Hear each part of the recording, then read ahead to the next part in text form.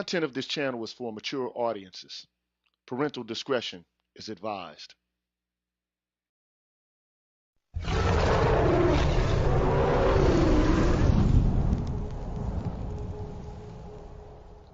You're tuned in to the Green Gorilla channel.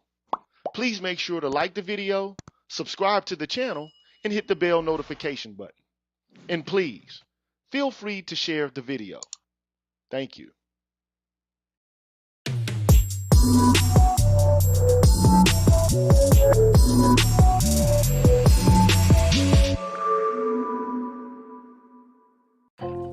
What's good, everybody? What's cracking with y'all, man? I'm GG. Get tuned in to the Green Gorilla channel. It's the place where black men can express themselves freely, straight up with no chasers, man. Straight up. And before I get things started, man, I want to give a shout out to all you haters out there. I hope y'all are passing a good afternoon.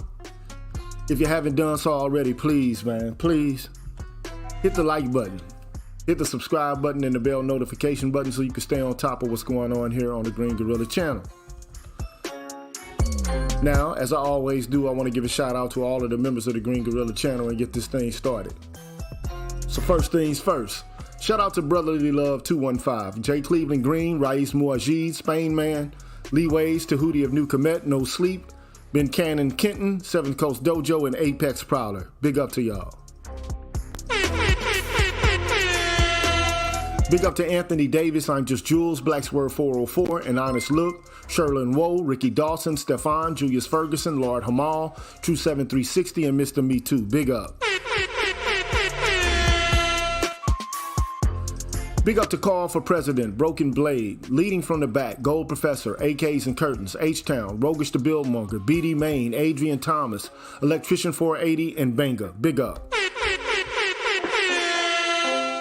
Big up to Cutting Up with the Jones, Zanko, D. Scott, Path Guy, Pete Rock, Aaron Peters, Barnolas, Dardar, Vincent Lindsay, Beautiful Trauma, and Quiz the Poet. Big up. Big up to Black Wizard, Jaztec, Shadow Observer, Sugar T, Artisan MC, Kyle J. Sura, Kareem, Troy Warren, Mrs. KP Bailey, Alan Wiley, and The Face. Big up. Big up to Life of Commerce, Dream Lit, A. Wilson's Ghost, Timothy Blewett, Jeffrey Speed, Marvin Battle Jr., Mark Holt, Adam, BGS Ivmore, and Ignatz Mouse. Big up. Big up to Brian Peaks, Papa Didas, Scott Haywood, Black Uru, Dr. Tree, Leroy Honeycutt, Supertech, 77 Base X, Brian McMurray, Karen S., and Charles Rogers. Big up. Big up to Rick Ross, Sandra Jean, Charles Gilmore, Greg, Barry Little, Mr. Valentino, Jason Hales, Black Men Being Brutally Honest, Cameron 87, Doc LaRock, and Mark Swift. Big up. Big up to Odd Collard, Donald Watts, Coach Hotep, Old Soul Chief, Mr. Blue Collar, TD Hip Hop Media, Drew Main, Mr. Heat, Sir Anthony, ML Law, and Universal 178. Big up. Big up to Rasheed Barnes, Aaron Smith, DH, Red Pill Revelator, Aaron Infinite, Dr. Tiasan Johnson, Kalonja Kala, Hostile Adept, and WPR1. And I can't forget the brethren, David Carroll, Forrest Windu, and that boy Kevin Samuels, man. Big up.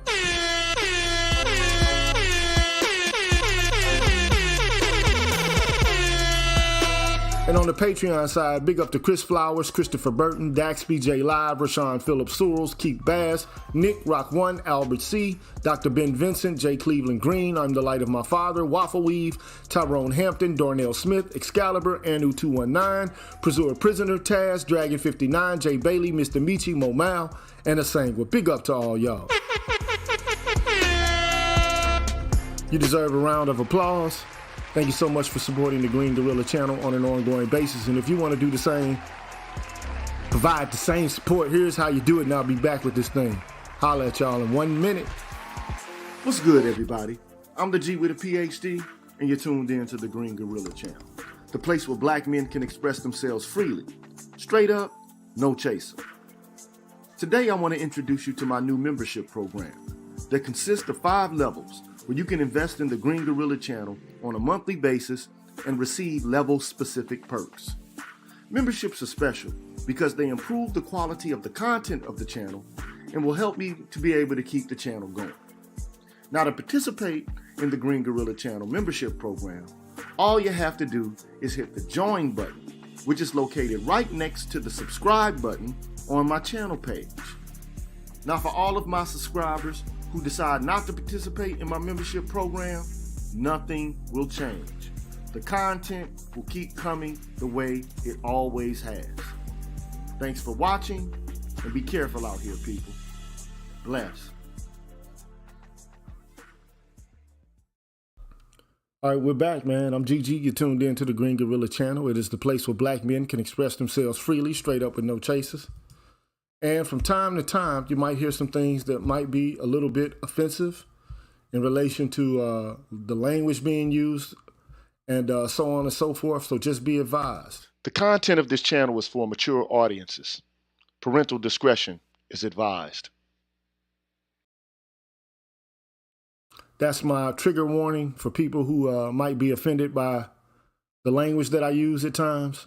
Just letting you know. Every now and then I let an F-bomb, an S-bomb, a B-bomb, all kind of pejorative terminology gets let out. So I'm just letting you know, just in case you have an aversion for that kind of thing. Anyway, what I'd like to do is to do something I've done before, but not in this manner. Previously, I tried to explain to you guys that before England enacted something called the Custody of Infants Act, which was enacted in 1839, before that act, the Custody of Infants Act, men were thought to be in full stewardship of their children. Absolute, okay? And prior to this act, men received full custody of their children in divorce cases. That's what I've made as a point, right? So ultimately, in Western culture, the idea was that men are the primary caretakers of children, not women. Now, these are the facts related to English law and policy. I'm not here to make any evaluation of whether or not it should have been the case or whatever, okay? I'm just telling you what happened historically. You can make whatever kind of evaluations out of this. Take it to wherever you want to take it. I'm just telling you the facts, okay? So this act, this Custody of Infants Act, enabled women to petition the court, often like men do now, to maintain custody of their children. Now, for women, the act enabled them to maintain custody of the children that they had until the age of 7, at which point the child was supposed to be handed back over to the father. However, in 1873, Parliament, the English Parliament, extended this age to 16 under something called the Tender Years Doctrine. And basically the Tender Years Doctrine presumed that in a child's early years, they are best cared for by their mothers, okay? And this principle, the Tender Years Doctrine, was adopted by the majority of U.S. states, and the law reigned supreme for the next century. I'm talking about the 20th century. So I'm stating the facts here, okay? I'm just letting you know what the facts are. Shout out to Barry Little, man. Appreciate that donation, sir. Appreciate that.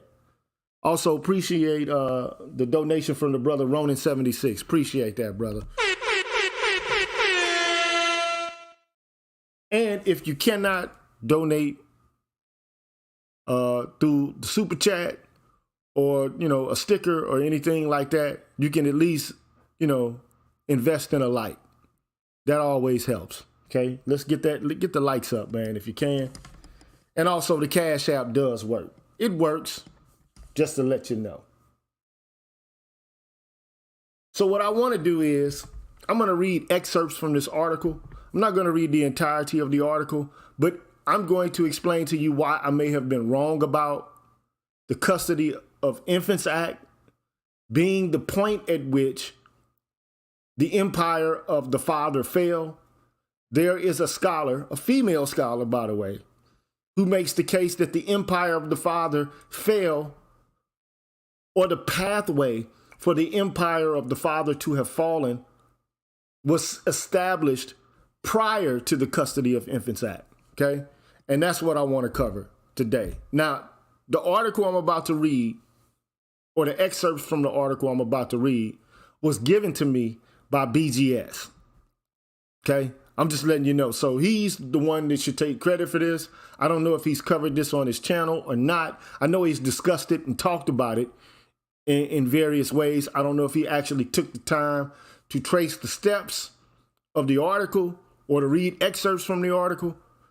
If he has, I'm going to do it and give my own opinion and critique on my own terms. But just to let you know, I did get this article from Black Gnostic. Sure enough. And shout out to Distinguished Legacy. Appreciate that. He says, rumble, black man, rumble. Indeed. Indeed. So let me get to this, man. Let me get to it. Let me get to it. To it. Shout out to Dr. T.S.N. Johnson. What's cracking with you, man? So let me make sure this thing is in read mode. It is in read mode. Let me make the screen full. So anyway, the article is called or entitled English Child Custody Law, 1660 through 1839, The Origins of Judicial Intervention in Paternal Custody. Okay? The origins of judicial intervention in paternal custody. Now I'm going to read the abstract. Of course, the abstract encapsulates the entirety of the main thesis of the article, maybe a few subpoints here and there, but I want you to know what the punchline is before I even start, okay? And this article is written by Sarah Abramowitz, and the abstract goes as follows. Many legal historians see pre-1839 English child custody law as consisting of near absolute paternal rights, meaning the rights of the father. Absolute, okay? These historians believe that the weakening of fathers' rights began with the 1839 Custody of Infants Act, which created certain maternal custody rights. Other historians have noted that paternal custody was qualified even before 1839 by the Court of Chancery's application of the doctrine of parens patriae. Okay? Now, parens patriae, as far as I'm concerned, loosely can be translated, this is a Latin term, father of the fatherland. Okay? Or I think the implication behind it, and I think the paper defines it in a specific kind of way, but parens patriae means father of the fatherland, or the king and his dominion, okay? What rights the king has as the father of the nation, meaning that the people in his dominion are his subjects and his law reigns supreme, okay? And his representatives and officials and judges and so on and so forth, they have the capacity to act in his behalf and to make decrees or judgments or proclamations, okay?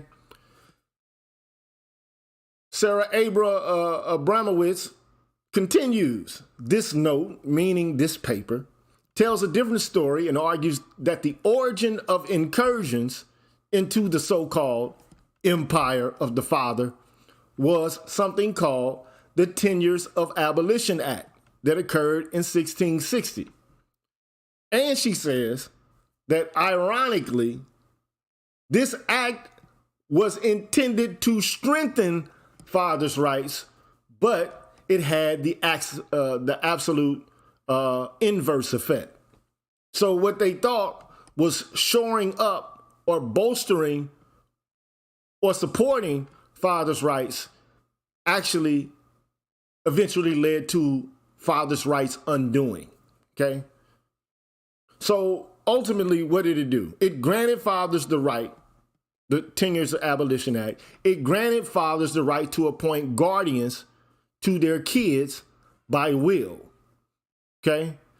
Now, she's quoting some author, some legal scholar in England. His name is Blackstone. I think William is his first name. Don't quote me on it, but I think William Blackstone is his name.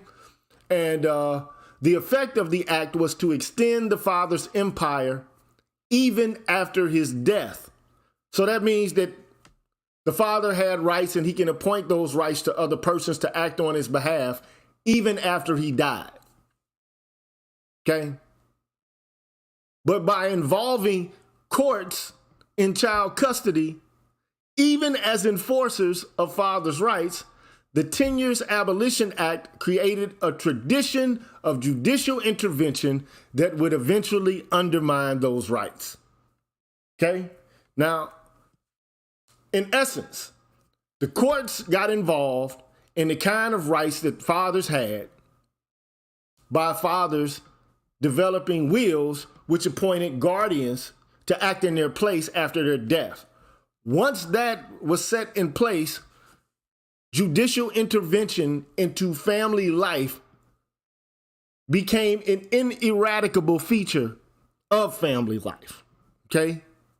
So, the note, or this note, traces the development from 1660 to 1839, whereby court supervision of testamentary guardians, and that sounds like really fancy, this term, testamentary guardians, but know this, testamentary guardians actually means, let me see. Everybody knows that when you have a will, it's customarily called your last will and testament, like almost as if you're making or giving testimony about yourself and what your desires are. Okay. What do you want to happen to your property and to your children after you die? Okay. So when the court got involved under the supervision of testamentary guardians, it led to the supervision of fathers themselves, which transformed the empire of the father into the empire of the judge. And that's where we are.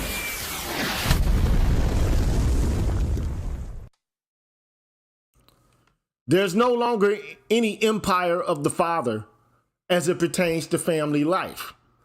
Instead, what you have is the empire of the judge. Now, this is a woman saying this, legal scholar. Her name is Sarah Abramowitz. Okay, I'm not the one saying this. Sarah Abramowitz is saying this, just so you know. But this is not titillating. I'm not doing this. It's not an argument back and forth between the sexes or anything like this. I'm just trying to give you information. Now, one of the things that this implies to me is that patriarchy in a legal or institutional sense, as it pertains to the social institution of the family, it does not exist. Not anymore. Okay. Now, one could argue or make the case, if one were to, object, one could say, well, it's customary to assume that the father is the head of the family and that the woman or the wife is underneath him and that the children are underneath her. So there's a hierarchy in which the male is the predominant arbiter and the final decision maker of what goes on in the context of the family. However, clearly, as it pertains to custody, and as we all know, like whoever has custody of the children is the head of the family. I would dare anyone to argue otherwise. If you have control over the children, you are the head of the family, because the family, in a traditional sense, consists of at least, I'm not saying this is exhaustive, okay, but the family consists of, as a component or a building block in its rudimentary form, of a man, a woman, and a child. Now, some people want to, come up with different kind of family arrangements, in this new politically correct age. Okay, so the family has been reconceptualized, but that still does not stop the fact that traditionally, customarily, at its most basic form of composition, a family consists of at least one man, one woman, and a child, or a man and a woman together without children. Okay? Now, the reason I say this is the basic component, because people can say, well, what if there's no mom, or what if there's no dad, or at some point, especially when it was customary for children, if they are to be quote unquote legitimate, there had to be some sort of legal union between a man and a woman. And in most societies, there are rituals, customs, conventions that constrain people's actions when they engage in the act of marriage or coupling or whatever you want to call it. There's not just absolute freedom in this regard. You can't just once you enter into the institution of marriage, customarily in most nations throughout time, you can't just do anything you want. There are customs and conventions which constrain your actions, and there's cultural norms that compel you to behave in specific kinds of ways. All right? So having said that, and I can't, look, I'm not going to read this. The document is too long. There are court cases mentioned. I don't think that's going to be of any interest to you. But what I do think will be of interest to you is the development of how this all occurred, how we got from the point of testamentary guardians to the point where judges or courts now decide or arbitrate what is supposed to be going on in the family. So now they have jurisdiction over fathers, whereas this wasn't the case prior to the 1660 Tenures Act, okay? That's what I'm trying to articulate here. So here's a quote from, and I am right about Blackstone being named William Blackstone, okay? So anyway, here's a quote from William Blackstone, a legal scholar, okay, who was writing long ago, okay, maybe 150 years ago. The legal power of a father, and then he goes on to say, for a mother, as such, is entitled to no power, but only reverence and respect. So that's a clause there. So the legal power of the father, and by the way, a mother as such is entitled to no power, but only to reverence and respect. The power of a father, I say, over the persons of his children ceases at the age of 21, for they are then enfranchised by arriving at years of discretion, or that point which the law has established, as some must necessarily be established, when the empire of the father or other guardian gives place to the empire of reason. So at some point, the empire of the father, here the arbitrary birthday being 21, gives way to the empire of reason, which the child at that point is supposed to have. So he becomes an adult, or she becomes an adult, no longer under the discretion of the father, okay? Yet, till that age arrives, this empire of the father continues even after his death, for he may, by his will, appoint a guardian to his children. Okay, so here, now obviously she's trying to set up the backdrop in which it is the case that the practice of testamentary guardianship has already been put up. It's already been set up, okay?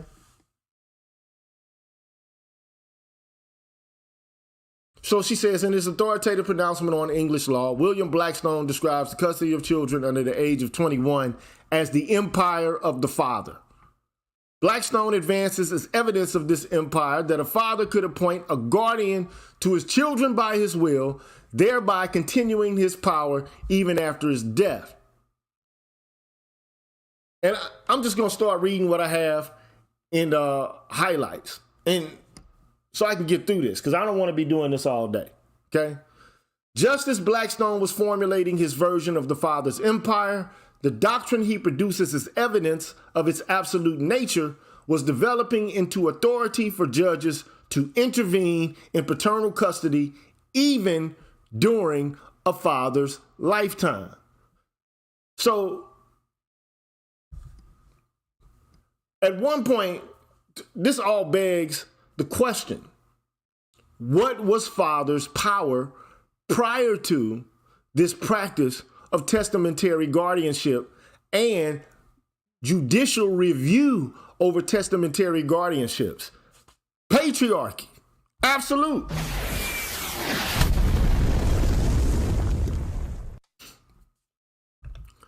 Now, it's important for people to understand this. Just so you know, okay? It was men in England who developed this practice of courts intervening on paternal and maternal rights. Now, we can talk about, I've heard people say, well, you know, this is all Eurocentric, and, you know, why should we follow the customs, traditions, and practices of Eurocentrism? Well, one such practice is utilizing the court system in order to get your way, or to have an arrangement that you find most fits your idea of what the family should look like. If you are a male and you go to the court, we all know, man, like, there's very few people who are going to violate judicial, declarations or judgments, because that makes you suffer from the threat of having to go to jail or to pay a fine if you don't follow a court order, okay? There can be, serious consequences based upon that, okay? But women, let's just face it, in this country, utilize the courts because the courts at this moment work to their advantage. They didn't always work that way, but here you see the points at which it is beginning to work that way, okay? And the ironic thing about it, again, is that originally, this practice of judicial review initially was designed to ensure that the father's wishes basically stayed in place even after his death. But once you start to place power in the hands of officials, such as judges, seldom, if ever, will they relinquish that power. Once you grant them power over an area of social or political life, you set a precedent. So here's where the precedent has been set, okay? Or I'm explaining, okay? So, the father's right to appoint a guardian to his children by will originated with a 1660 statute, the Tenures of Abolition Act, okay? And the English Court of Chancery, and Chancery is just an equity court, okay? You got different kinds of courts in England, okay? A Chancery court is an equity court, okay? One could perceive it as almost tantamount or the equivalent of a small claims court. So when people have disputes about property, they'll go to a court of Chancery to have the judge determine who actually has the right over the property, okay?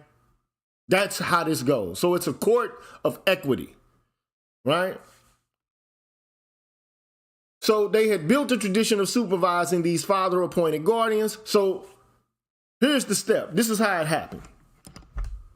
So because the court was involved in supervising the activities of testamentary guardians, which the father appointed after his death, the practice had been set up and a pathway had been opened for them now to supervise over the activities of real fathers who are living themselves. Okay? So it opened the back door. That was the back door. Okay? The Court of Chancery employed an analogy between testamentary guardians and fathers to extend its jurisdiction to include the supervision of fathers themselves. Okay? And the author says, but no scholar has observed the irony that the origins of these incursions into the empire of the father was his right to appoint testamentary guardians. Once judicial discretion entered, even though initially in the guise of strengthening paternal rights, the empire of child custody was no longer the father's, but that of the judge.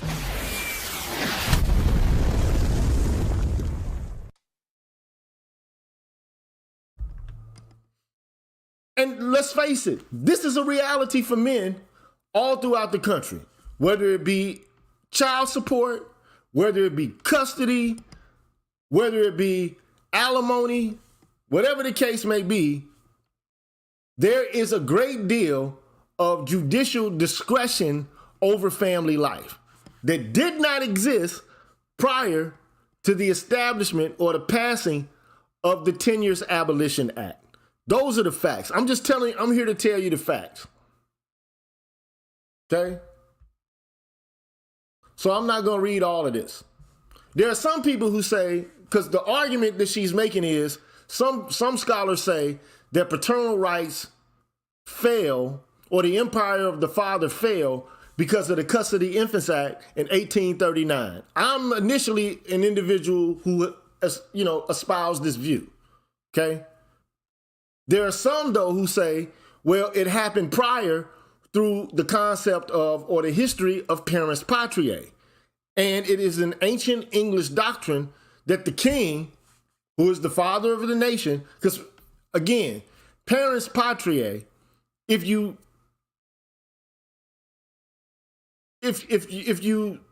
translate it, accurately, it means father of the fatherland. That's what it means. Okay, so the king of the nation has the power to act in the protection of the nation's weak and powerless, namely infants, idiots, and lunatics. Jesus Christ. Infants, idiots, and lunatics. Not my words, the words of the author and the tradition of England. Okay? So there are some scholars who say, well, it actually occurred with the concept or the doctrine of parens patriae, okay, that the empire of the father had begun to become weaker, okay? Now, she argues against this. I don't know if it's necessary for me to go through all of the steps related to this.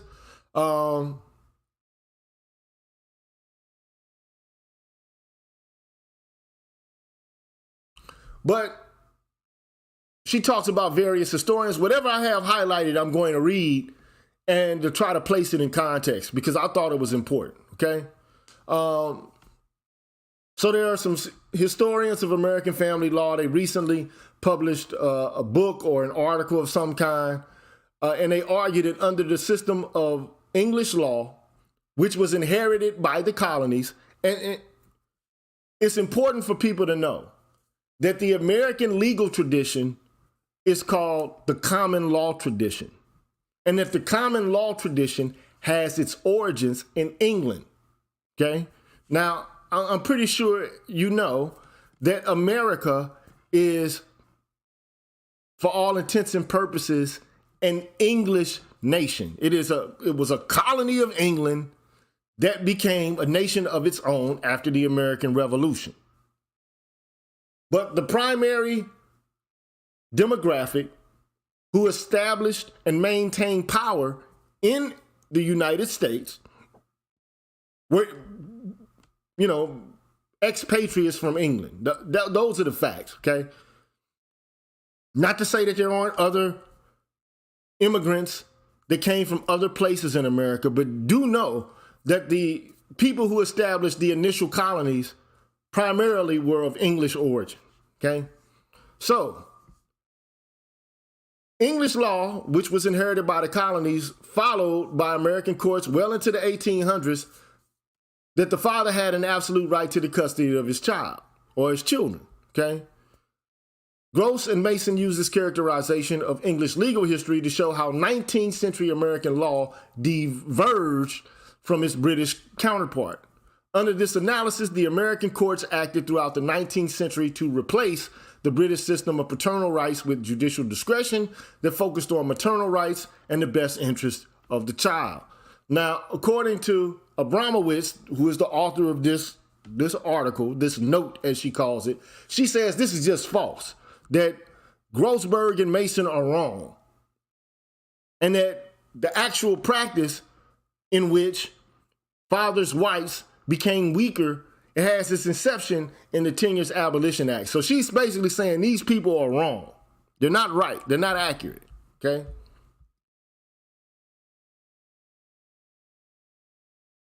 I'm not going to go into this in any depth. I don't think it's necessary, okay? I'm not going to cover all these court cases. But then she goes on to have, because basically in this section, she's denouncing the claims by scholars who argue that the weakening of fathers' rights begins with the doctrine of parens patriae, okay? Whatever's highlighted, I'm going to read, okay? The modern version of parens patriae may have emerged in the context of English child custody law, but English child custody law did not grow out of parens patriae. To the contrary, the parens patriae doctrine was relevant to child custody primarily in that it gave the Court of Chancery jurisdiction to regulate testamentary guardianships. So parens patriae means father of the fatherland. It means that the king, his officials, and representatives act in his behalf, so their word is just as good as the father of the fatherlands, the king, okay?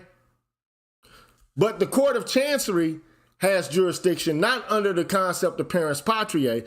In fact, the implication here, and I know this is kind of cerebral, but follow me now. Ultimately, what the author is saying is that the concept of parens patriae gave the Court of Chancery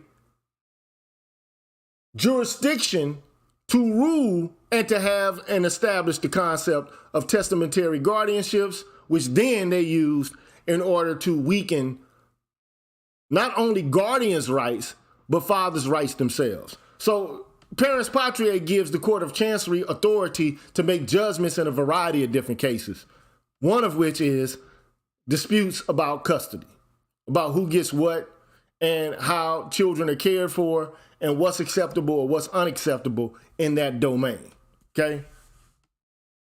Shout out to Ghetto User. Appreciate the donation, sir. Appreciate that.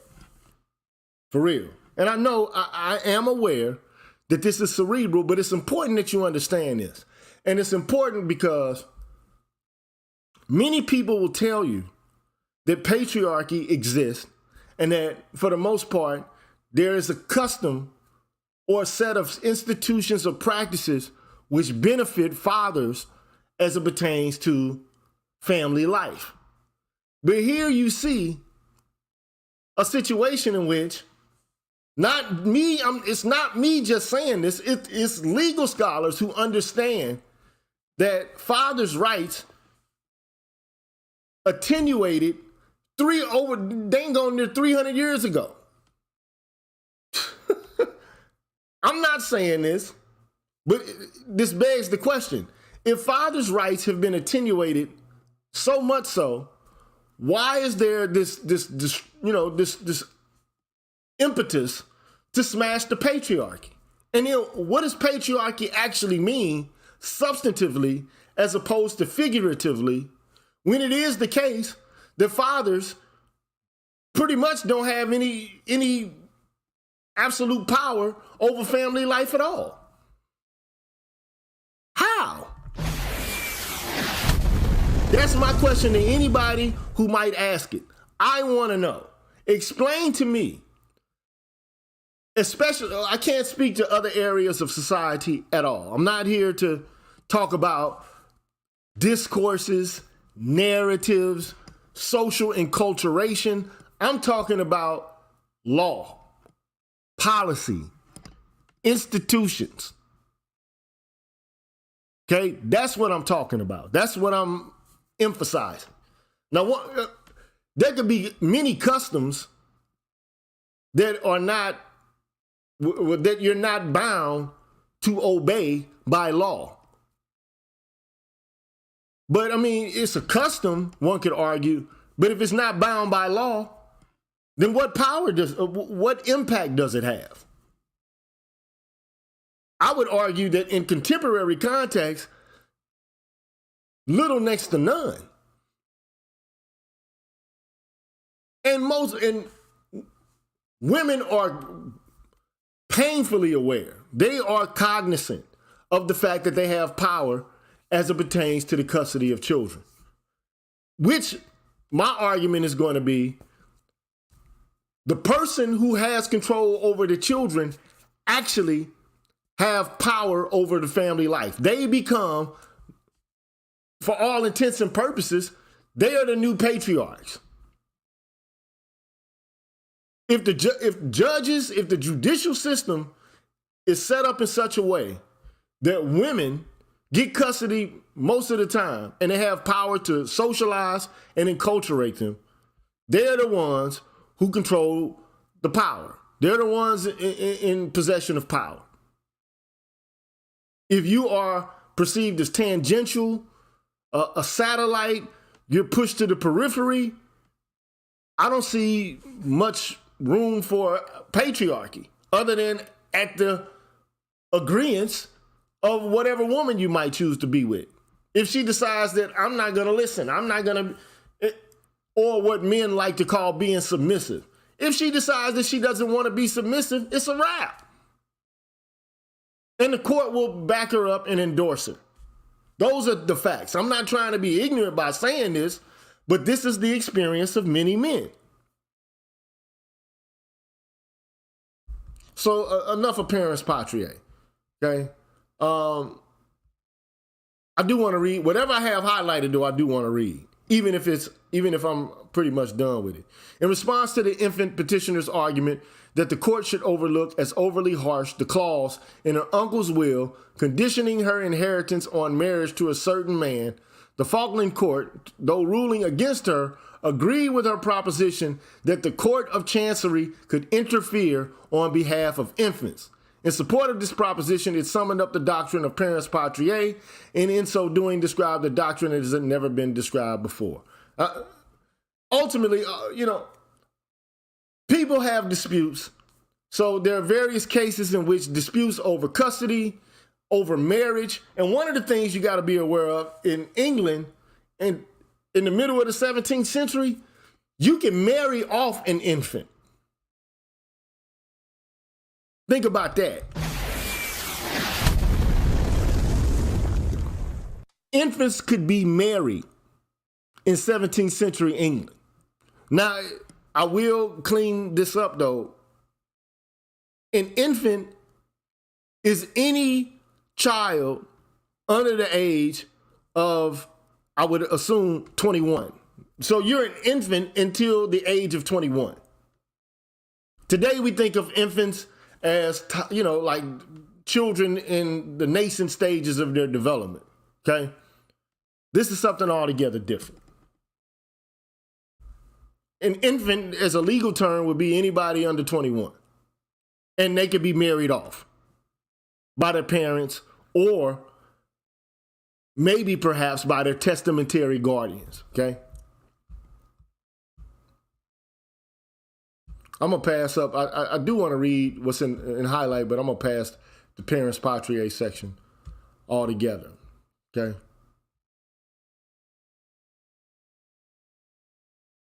Then it goes on to talk about maternal rights advocacy and the myth of absolute paternal rights.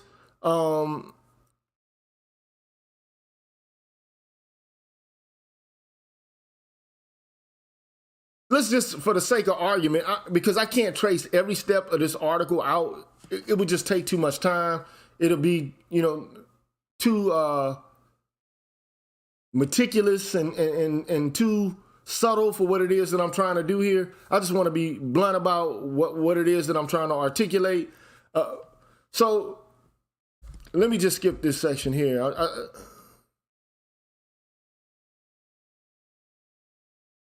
But they never denied the superiority of judicial power to that of fathers. So in essence, what you have to be mindful of as it pertains, once the court system was set up, in particular the Court of Chancery, which replaced, I think, if I'm not mistaken, there was something called the Court of Wards, okay, which existed prior to the Courts of Chancery in England. So Courts of Wards, and I think it was a chivalric kind of court, and Courts of Wards and Livery is what it's called. The Courts of Children and Livestock, okay? And there were disputes about children and animals because, of course, in peasant or, in feudal England, the primary form of economic arrangement was a feudal-based system based on agriculture and livestock, just to let you know, okay?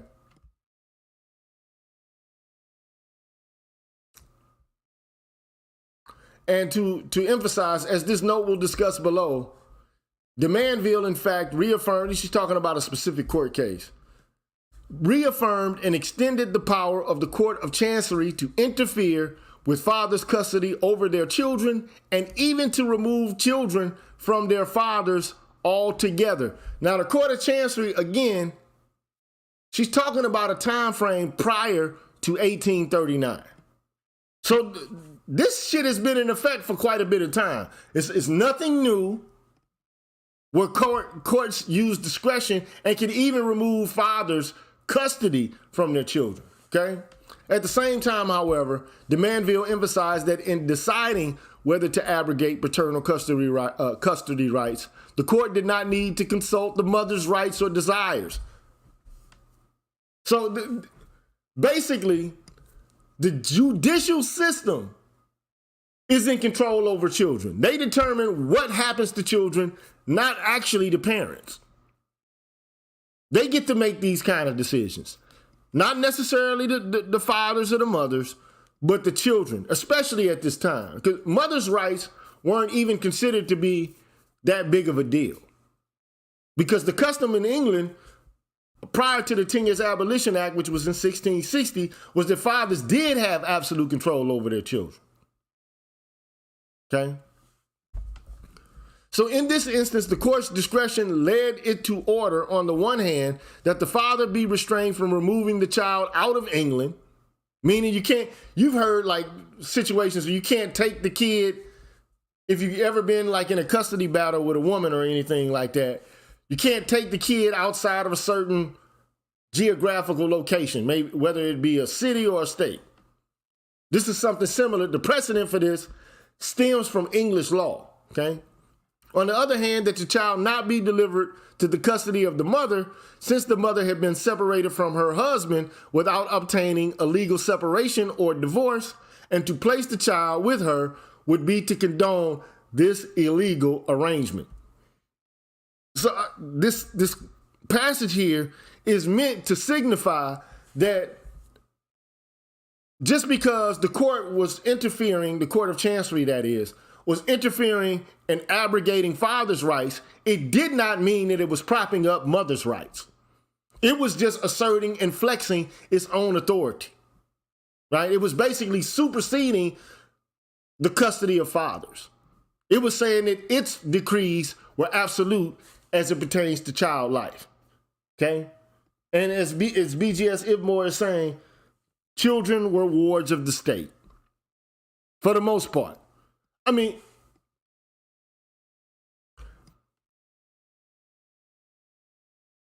for the most part, I'll say that, okay? I'll say that, for the most part.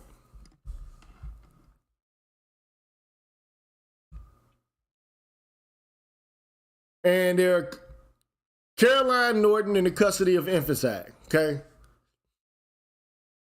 It was, and I do want to read this section even though I didn't highlight it, okay? It was Caroline Norton who brought the lack of maternal custody rights to the attention of the English public. Because there was no such thing as maternal rights. I think today, in almost over 65% of custody grants go to mothers. In some states, it's as high as 90%. But typically, as it pertains, and this is because of the activism of Carolyn Norton. Now, I don't know if you feel, I'm not trying to say that it's right to keep a child away from the mother. That's not what I'm trying to establish. I'm not saying that we should go back in time and move, the clock backwards, rewind, and make it so that women don't have access to their children and set up an absolute patriarchy. I'm not even making that case right now. All I'm saying is that prior to this time, mothers were not perceived as having custody rights to their children. It was the fathers who did. Okay? So in this, she brought the lack of awareness, right? The lack of maternal custody rights to the attention of the English public. And so doing, she created the misperception that under English law prior to 1839, fathers had absolute rights to the custody of their children. Norton entered the world of child custody law when she separated from her husband, and he refused to allow her access to their 3 children. Told by a legal advisor that she had no legal recourse, Norton, in disbelief, read through the law books herself and discovered that mothers in her position had been repeatedly turned away by the courts. Now, I'm not saying that was just that a mother would be turned away from the courts and not have access to their children. I'm not even saying that, okay? Because I don't think anybody should be withheld from their children, even if the parents can't get along.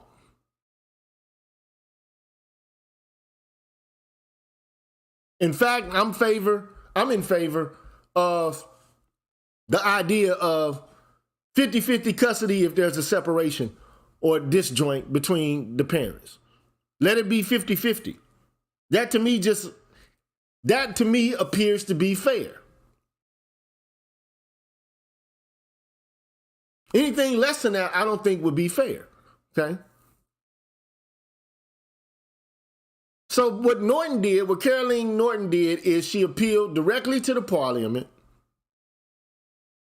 and they drafted a bill that eventually became the Custody of Infants Act, which I've discussed, was passed in 1839, and it gave the Court of Chancery the power to grant the mother custody of her children under the age of 7 and access to her older children, provided that the mother had not committed adultery. Damn. That's crazy there. Like, okay, so we know that like marriages were not as easy to dissolve in the past as they are today. Okay.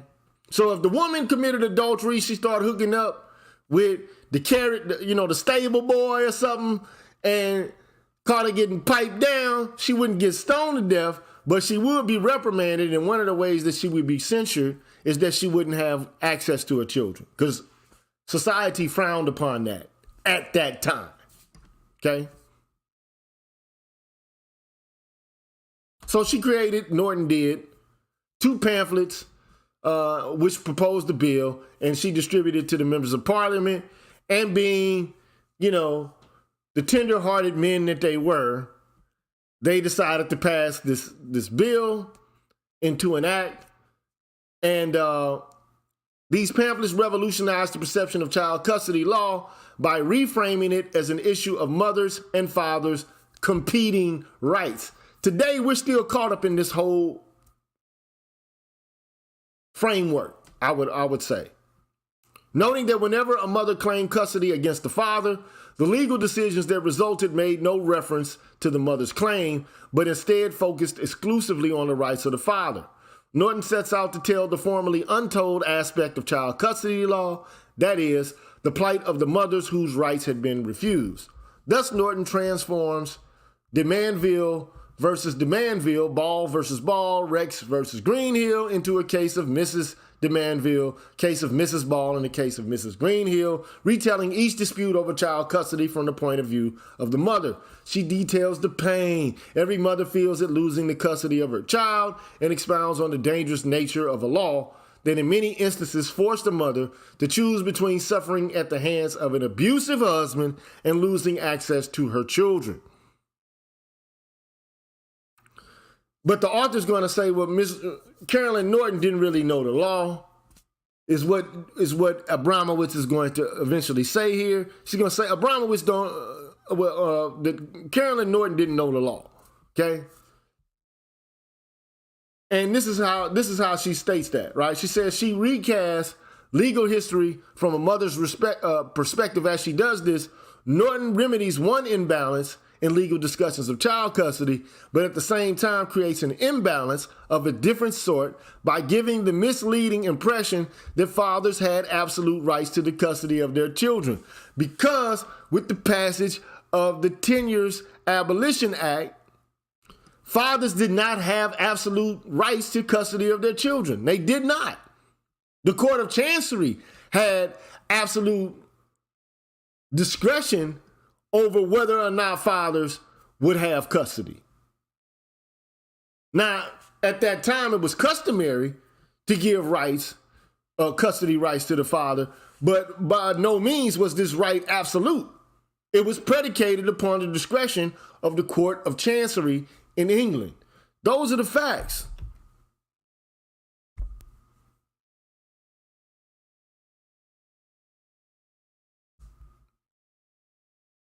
And look, she says, with his rhetoric of brutal fathers, shout out to that, man, for shots fired. Because to me, that's what this is. Women know how to pull at the heartstrings of men by claiming to be victims of some abuse by a man. Typically, this is how men will do anything women say. They will believe anything women tell them because women will argue, oh my God, I've been abused. Oh my God, something happened to me. That's all you got to do. That's all you have to do. That's all that needs to happen. And then all of a sudden, men are moved into action. Chivalric action in order to protect those that they assume are in danger. Here we go. They get the cape going. There we go. So with his rhetoric of brutal fathers and victimized mothers, Norton's understanding of Demandville suggests that judges are impotent to break in against the all-powerful rights of fathers. And she's saying that's wrong. Norton's agitation on behalf of the Custody of Infants Bill did more than change the future of child custody law. It also changed the way in which the future would read the custody law of the past. Members of Parliament debating Norton's proposal often disagreed about the advisability of passing it into law, complaining, for instance, that the law would allow wives to leave their husbands with impunity. Well, can they not? They knew back then. They knew back then. They knew way back then. So there was, disagreement. Well, if we give women custody and we open up this pathway, then what's going to end up happening is women are going to leave their husbands. Then they're going to destroy the institution of the mononuclear family. Which many people, I'm not going to say any names, there are many persons in our culture who agree that the mononuclear family or any semblance of it should be destroyed, should be obliterated. But the funny thing about that to me is, look, because people, I've even heard, recently I've heard one person say that there was equality among the genders in family life in Africa and in other countries. Like there's always been like this flat understanding about freedom as it pertains to family life and sexuality. And my argument is that prove it.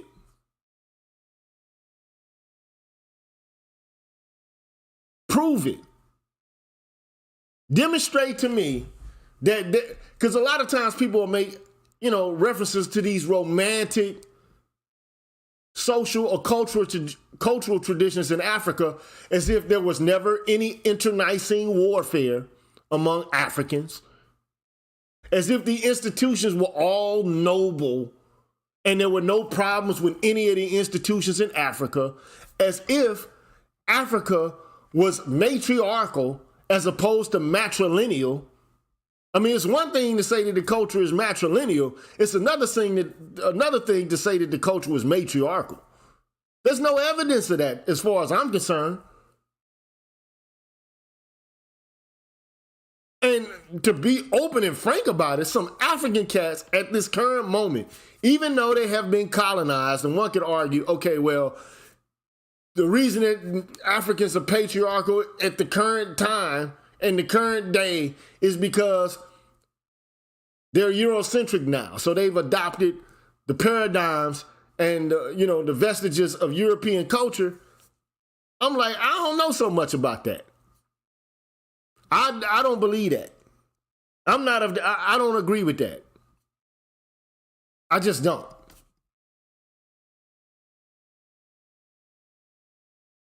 Okay? But anyway,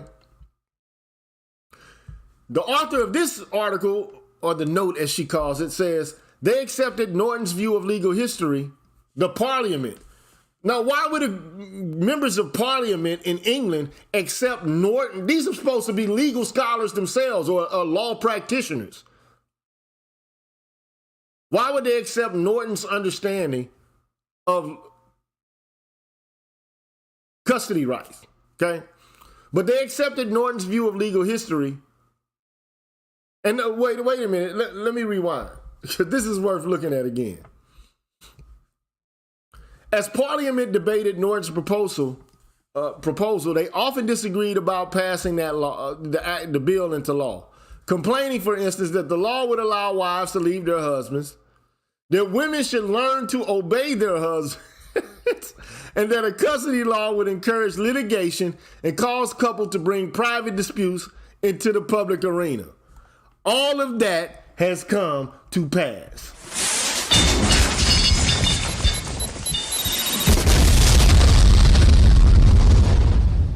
All of that has come to pass. Has it not?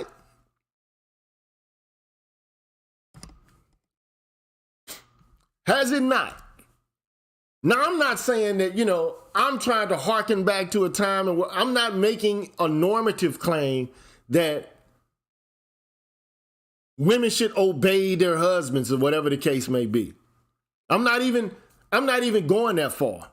All I'm saying is that if there was a cultural tradition in which women were urged, legally or conventionally, to obey their husbands, this right here, that's out of the window. Pitch it out. It's over. It's done. And they knew it. But they accepted Norton's view of legal history, not only believing her version, but also reading it into the record to be recorded for all posterity. And so people might take what they quote and use it in order to legitimate the claim that there was such a thing as absolute father's rights prior to 1839. But of course, Sarah Abramowitz, the author of this article, is saying that's not the case. It ain't true.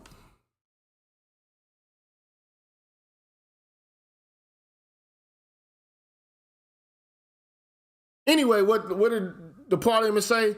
What was the state of the law with respect to the subject to which this bill applied?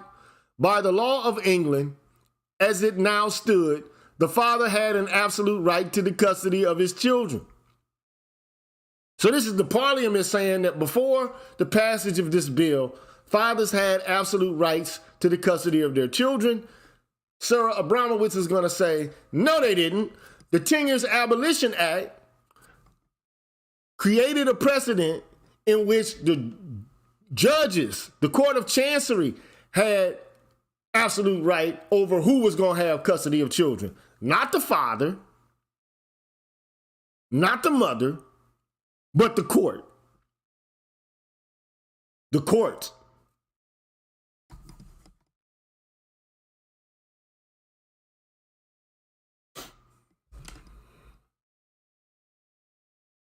So I'm skipping over this next section.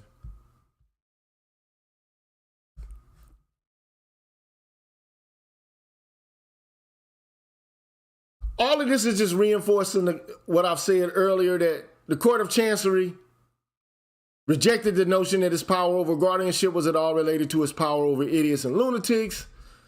No, that's not where we derive our power from. We derive it from something differently.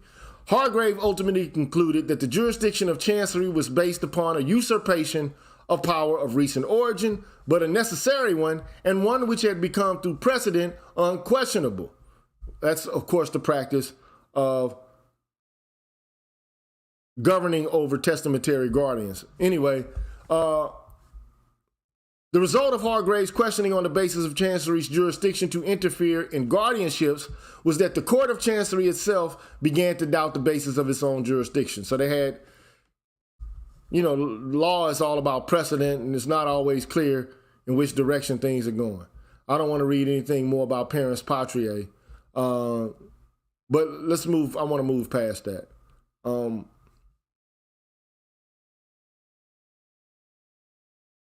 So this part describes the history of the law of testamentary guardians, which serves as the original basis for the judicial discretion in child custody.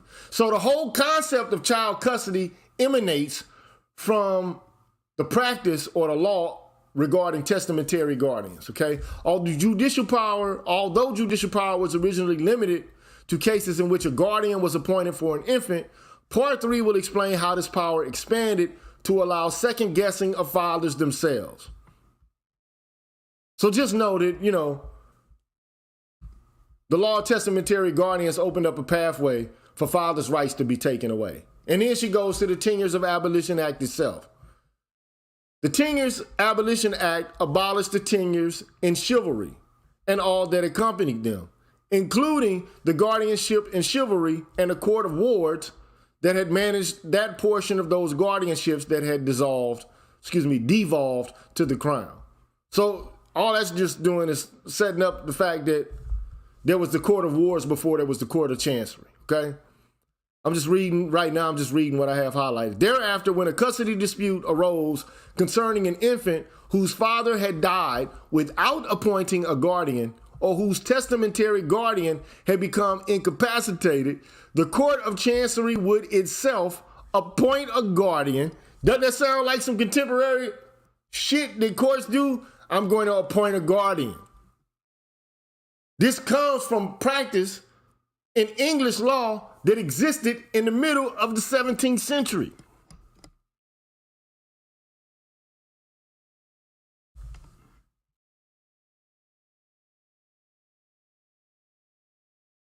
To carry out, I'm just talking about regulation of testamentary guardianships by the Court of Chancery.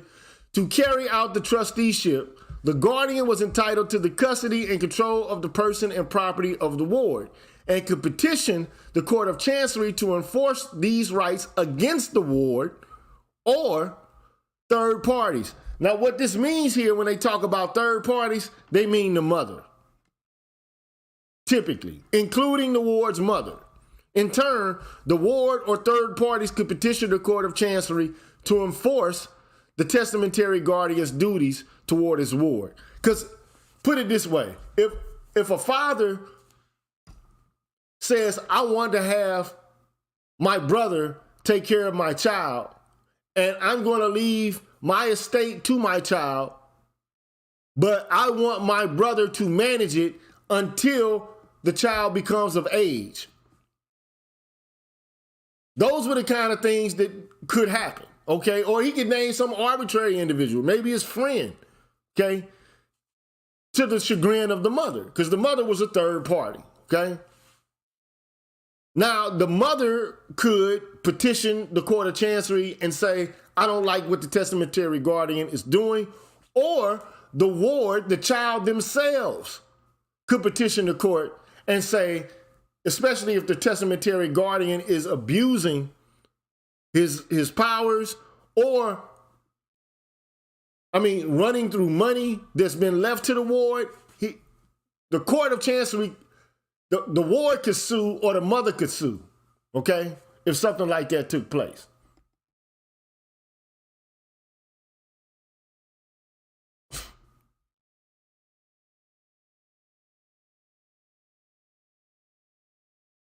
So, the court decided early on in the case of Buford versus Birdie that it could best oversee guardians by acting not only to punish a breach of guardian's duty once it had occurred, but also to prevent such a breach of duty from occurring in the first place, because a preventing justice was to be preferred over a punishing justice. So the following subsections will delineate the full extent of Chancery's activism and activism that made regulation of fathers just another small step for the court. The areas of Chancery's involvement: marriage. So this, I'm about to conclude this.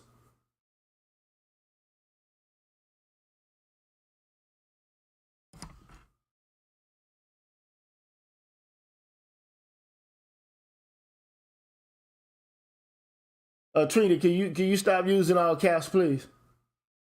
Because it sounds like you're yelling at people in the chat, and I don't understand why you're doing that. I don't know who set you off or whatever the case may be. I don't know what it's for, but we're not in here yelling, okay?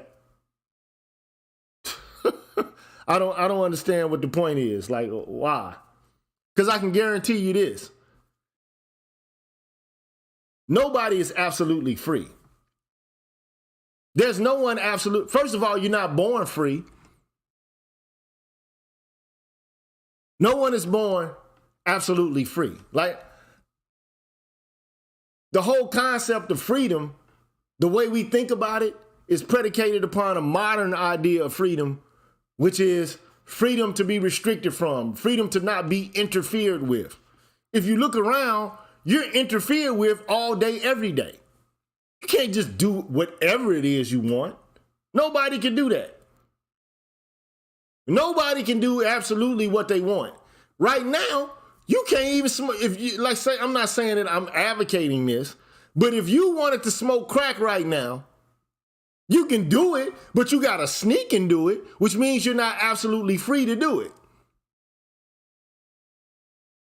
You're not free to walk naked down the street.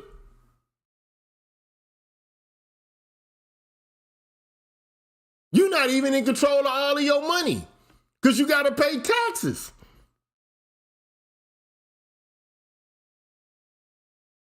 This whole concept of freedom being, don't tell me what to do. I can't be controlled. I have absolute freedom to move and to do exactly what it is I want and desire.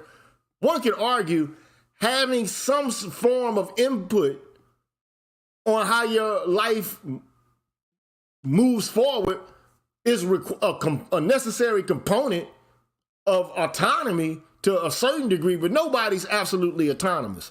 There's nobody. Not in this culture. Nobody's absolutely free. And the funny thing is this, not saying, I'm advocating this, but think about it. And I want you to be really clear about this. When you get married or you move into a partnership with another individual, you can't just do whatever it is you want to do. If you are dedicated to another individual, or you say that you are, you can't be married and independent at the same time. The two concepts are mutually exclusive.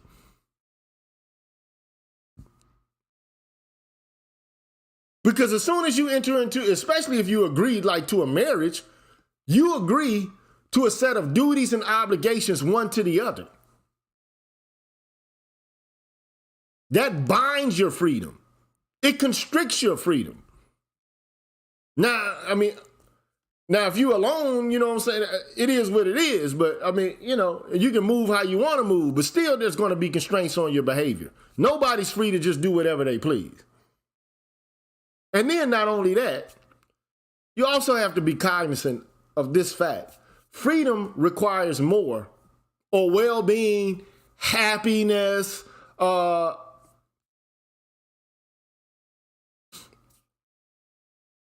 I'm trying to use another adjective to make sure that I'm getting this right. To live a life that's well lived, you need to do more than just be able to do whatever it is you want to do.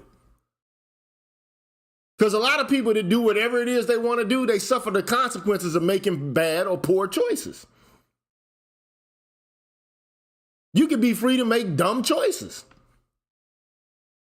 But I don't see how that really actually makes you free. Like, I could be, like, say, for example, if I'm free to drink as much alcohol as I want to, that doesn't mean that, like, that's a life well lived.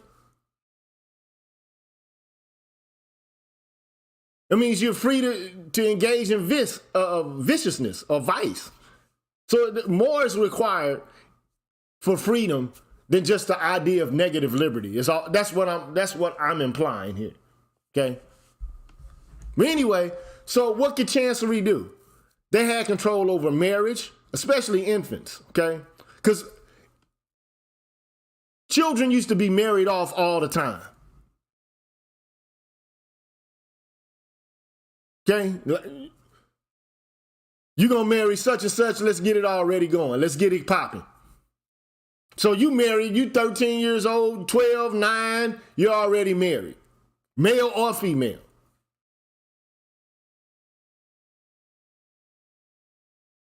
So anyway, the testamentary guardian's control over the marriage of his or her ward derived from the Tenures of Abolition Act, granting the right to bring an action called a ravishment of a ward against anyone who married the ward without permission, and was further strengthened by Hardwick's Marriage Act of 1753, in which a marriage obtained without consent of the infant's parent or guardian was to be held void. A guardian who feared that a ward was in danger of contracting a marriage without consent could apply to the court to help prevent the marriage. The court would then issue an injunction lasting until the infant reached the age of 21, ordering the offending party to refrain from contracting a marriage with the ward, and even in some cases to refrain from any further communications with the ward.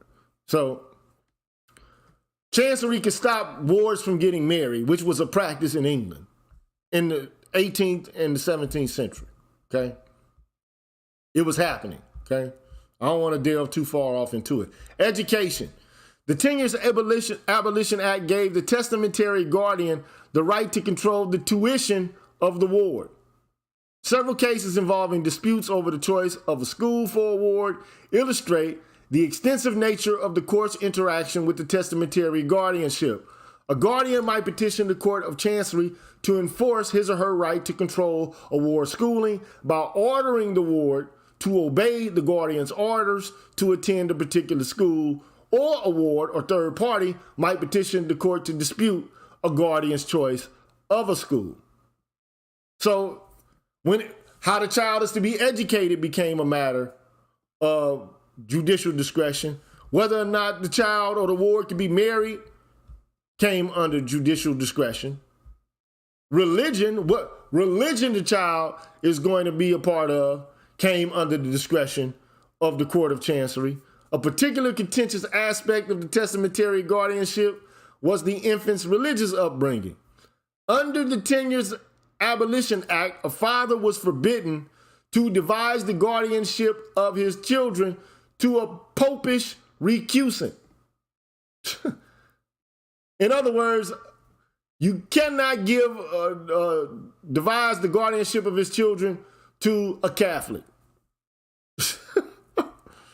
But debates nevertheless arose concerning Catholicism, Judaism, and other religions that deviated from the Protestant Church of England, such as Presbyterianism, so on and so forth. The court's final position in these cases was that the father's wishes to religion were paramount, but in practice it tended to intervene in the favor of those who wanted to raise a child in the religion of the Church of England. So they had control over what was going on with religion. The Court of Chancery. Location. Whenever a case arose in which it seemed that a guardian might remove a child from the Court of Chancery's jurisdiction, that is, from England, the Court of Chancery used its power over testamentary guardians to prevent it. Can't leave our jurisdiction. Guardians were required to petition the court for permission before removing an infant ward from the country. Where a visit out of the country was allowed, the court often demanded a security deposit to ensure the infant's return to England.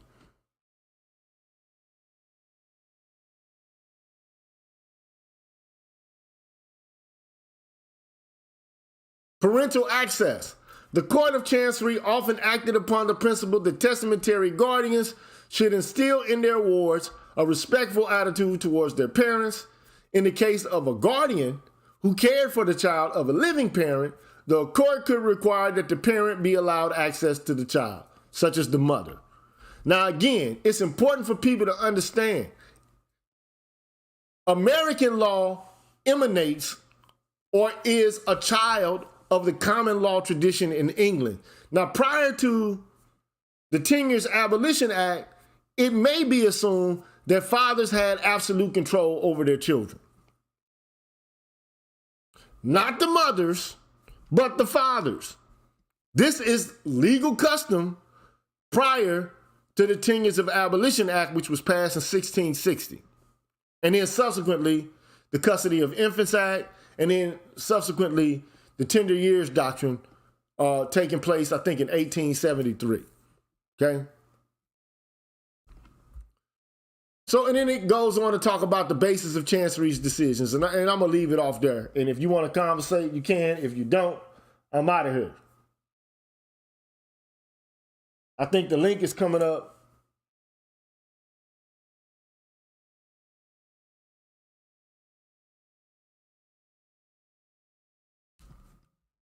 Anyway, what was the basis of Chancery's decisions? The Court of Chancery enjoyed a wide discretion in determining how the testamentary guardianships should be managed. The basis for its decisions was usually whatever the court determined to be for the benefit of the infant. This standard usually assumed that it was in the child's best interest to acquire as much rank and fortune as possible. Where the benefit of the infant was not measurable in terms of fortune or rank, the court's discretion was unbounded. That's a bold statement. Sometimes in the case of an older female ward, the judge might question the infant herself about where and how she preferred to be raised. But for the most part, the court could and did make decisions on whatever basis it felt proper. The decisions made in these cases tend to be that or those that favored the ward's inculcation into the customs and religion of England, requiring that the ward live in England, study at an English school, and practice English religion.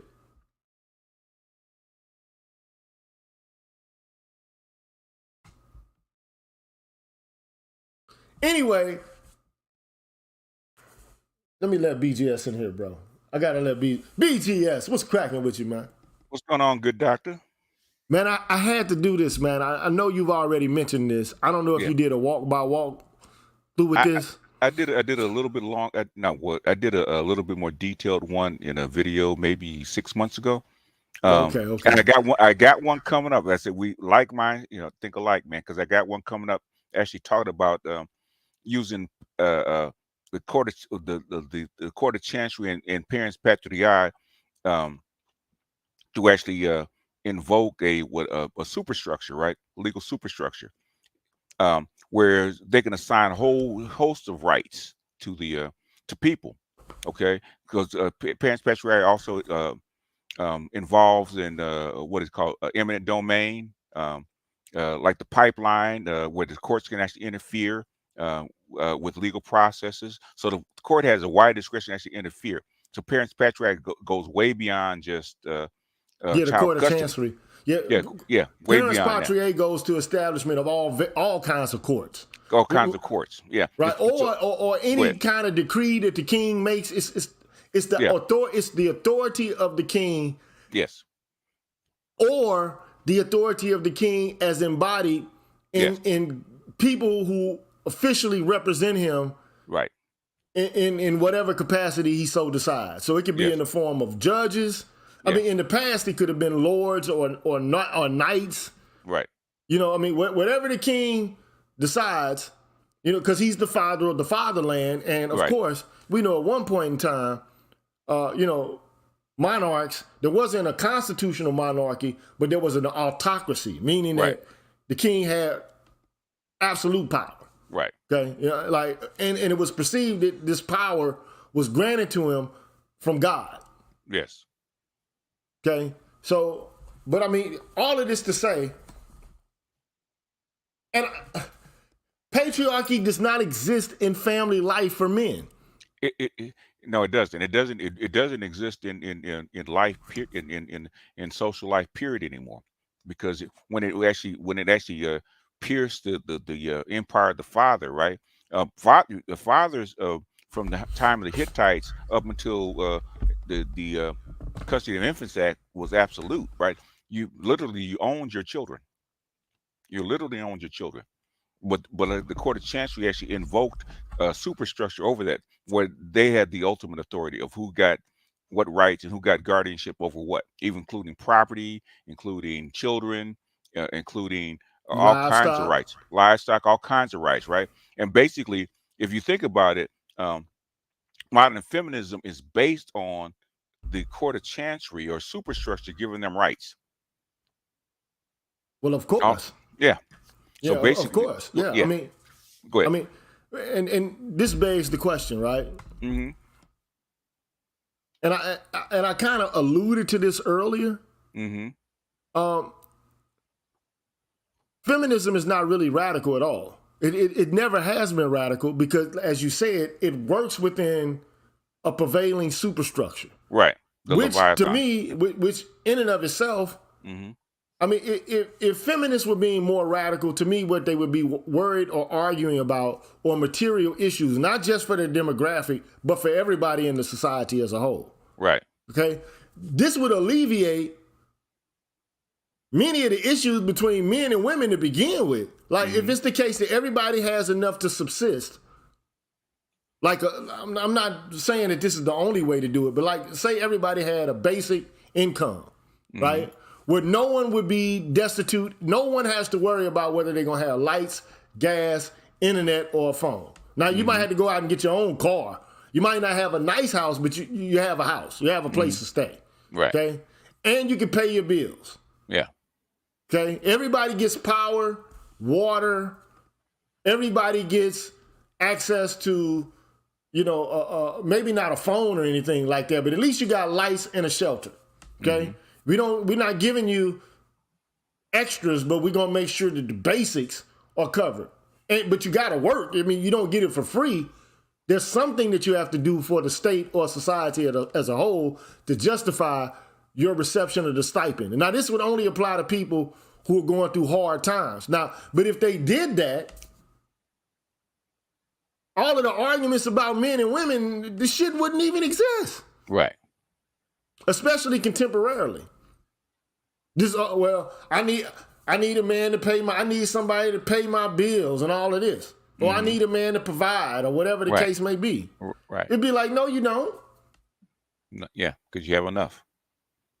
But the problem is, the way I see it, poverty has become feminized. Okay?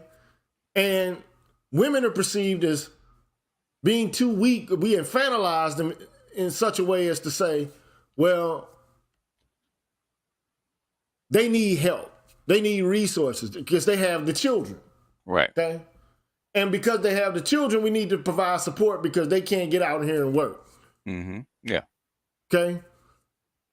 Now, this begs the question, well, women aren't the only people, and children aren't the only people who can fall on hard times or be poor. Yeah, that's true.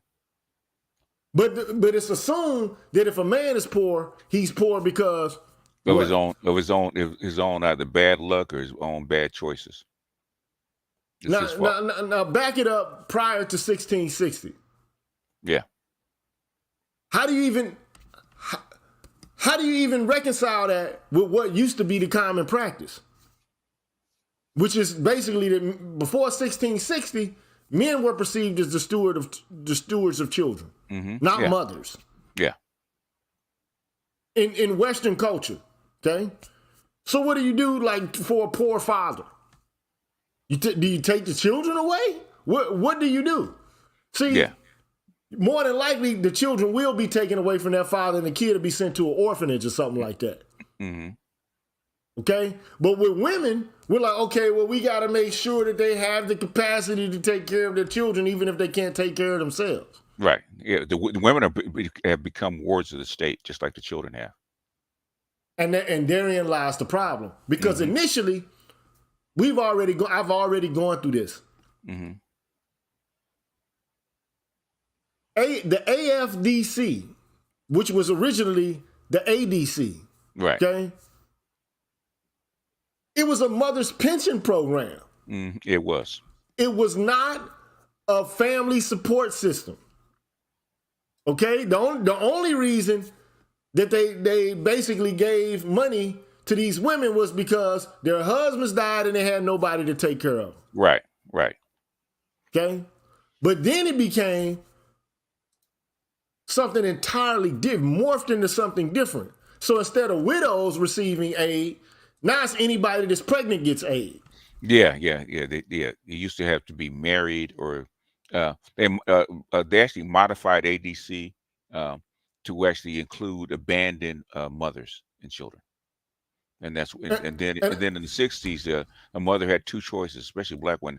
Either the father was dead, or you had to prove that he was abandoned. He had abandoned the family. So there was mission creep even there. And then in 1973, they eliminated it altogether because too many people were actually lying about what was on the list on the card. So it made it even easier for women. So if you got pregnant, you can prove who the father was. They gave you FDC. But see, when you start to look, these people have made a mess. And I'm talking about the judges and the legislators. They created a fucking mess. Yeah. Okay?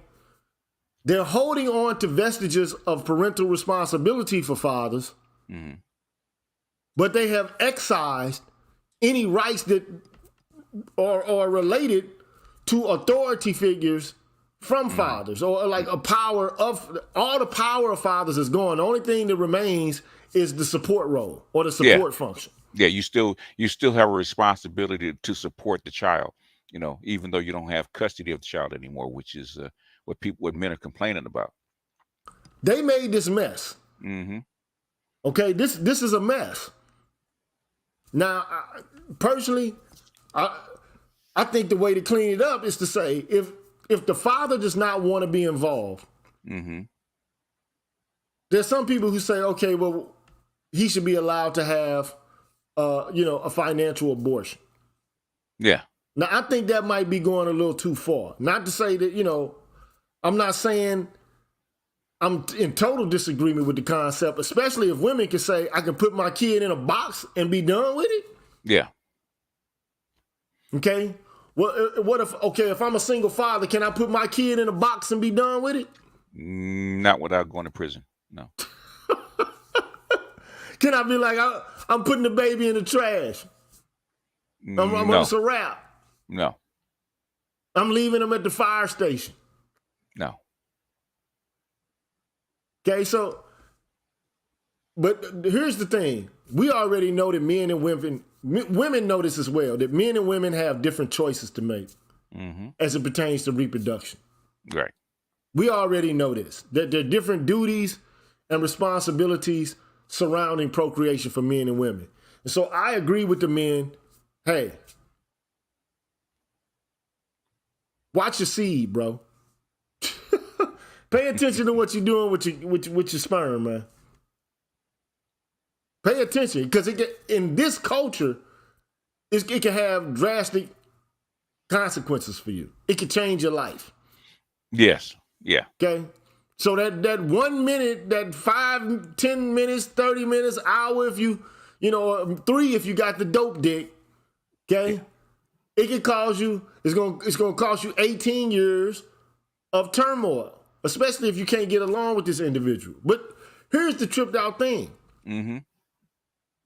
You got cats who want to be fathers and who were married and did everything they were supposed to do, but the woman just decided, I don't want to do this no more. It just didn't work out. It wasn't a failure, but it, people just grow apart.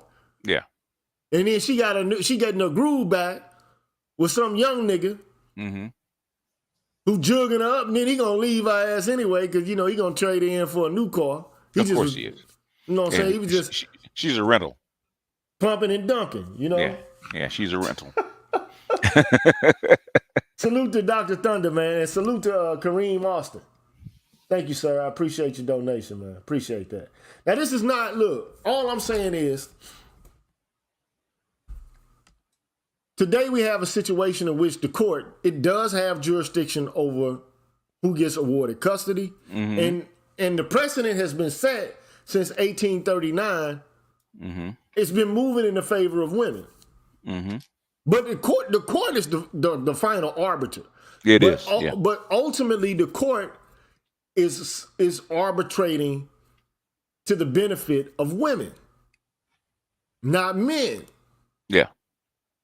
And the support of families has been moving to the benefit of women and not men. Yeah. Yeah. Along with a host of all kinds of other rights that went along with women being basically wards of the state, and the state taking care of them. In fact, that's my next video coming up is going to be Case for a White Gynocracy, and I'm using this article about the Court of Chancery and the parents' patriarchy actually being the superstructure that women actually depend on to actually enforce the gynocracy on not only men but white men especially, through Title IX, through the Civil Rights Act of 1964, and other acts that they've passed down the line, even including the Dear Colleague letter and with the Me Too thing in the courts. The courts have a lot of power when they actually go back 30 years and accuse you of rape.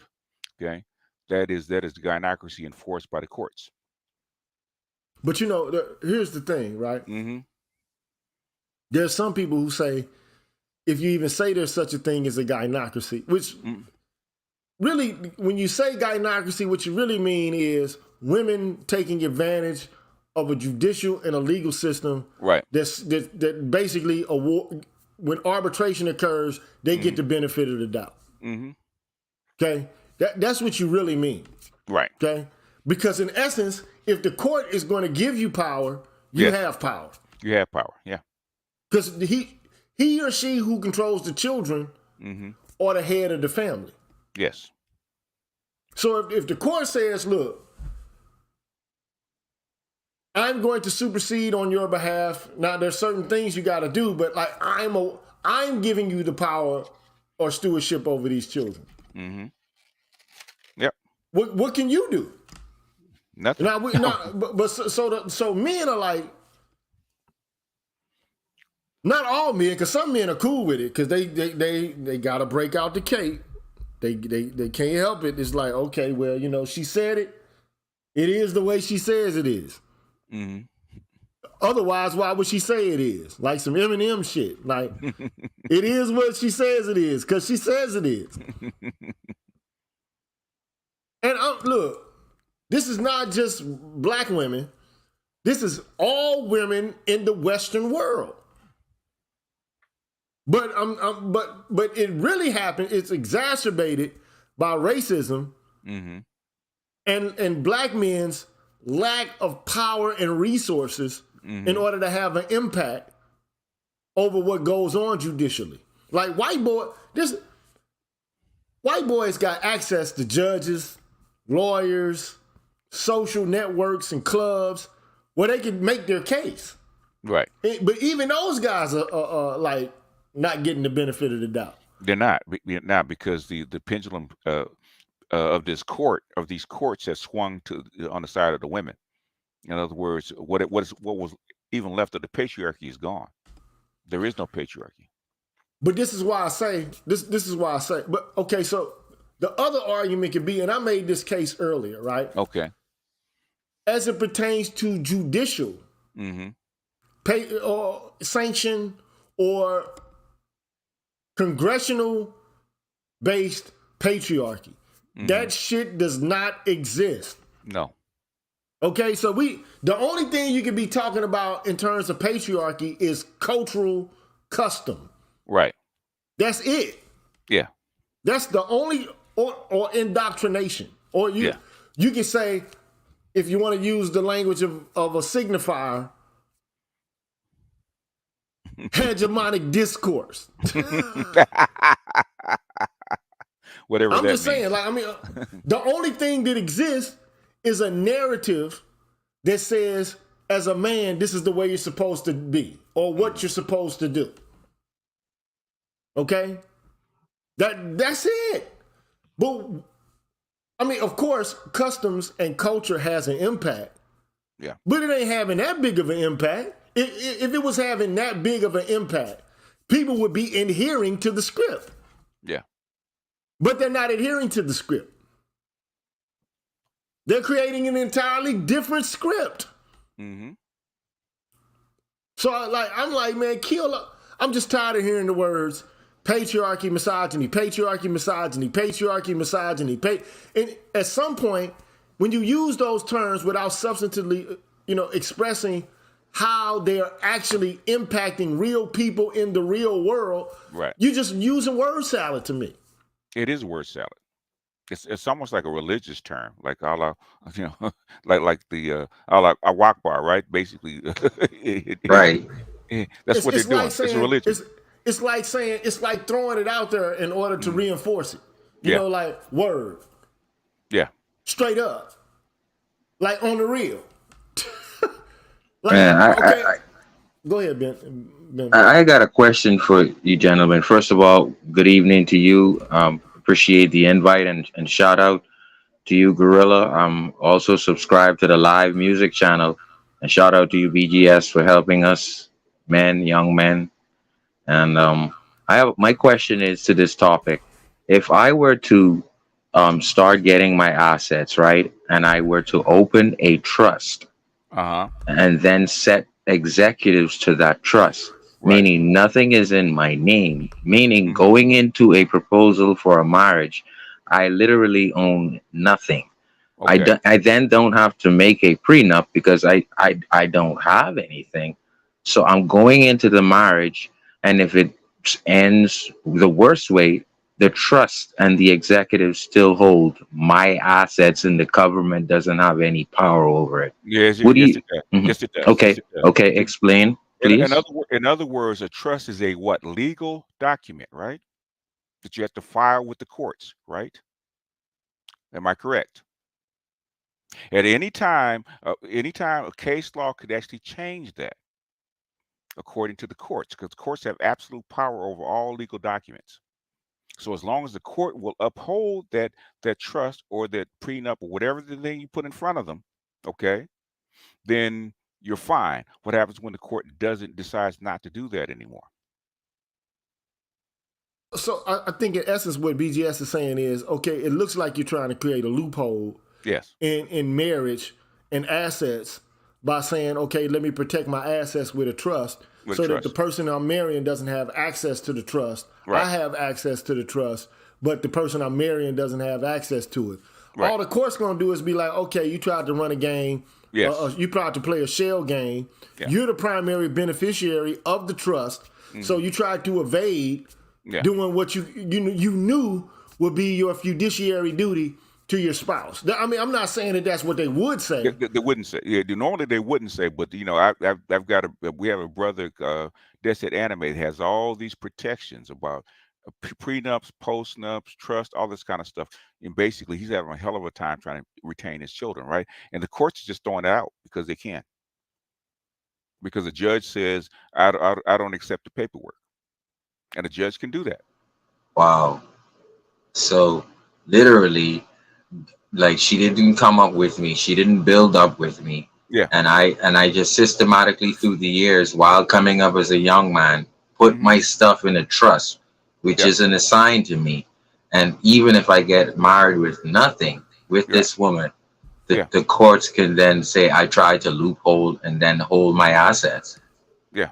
What Yeah. you could do, They what can't. you, They're not what you, likely. They're not likely to do it. But the thing is, what we're saying is the possibility of it happening, and any particular judge, it can happen. It's not impossible. It's not 100. what you Not could do is put your money in a damn Swiss account. 100%.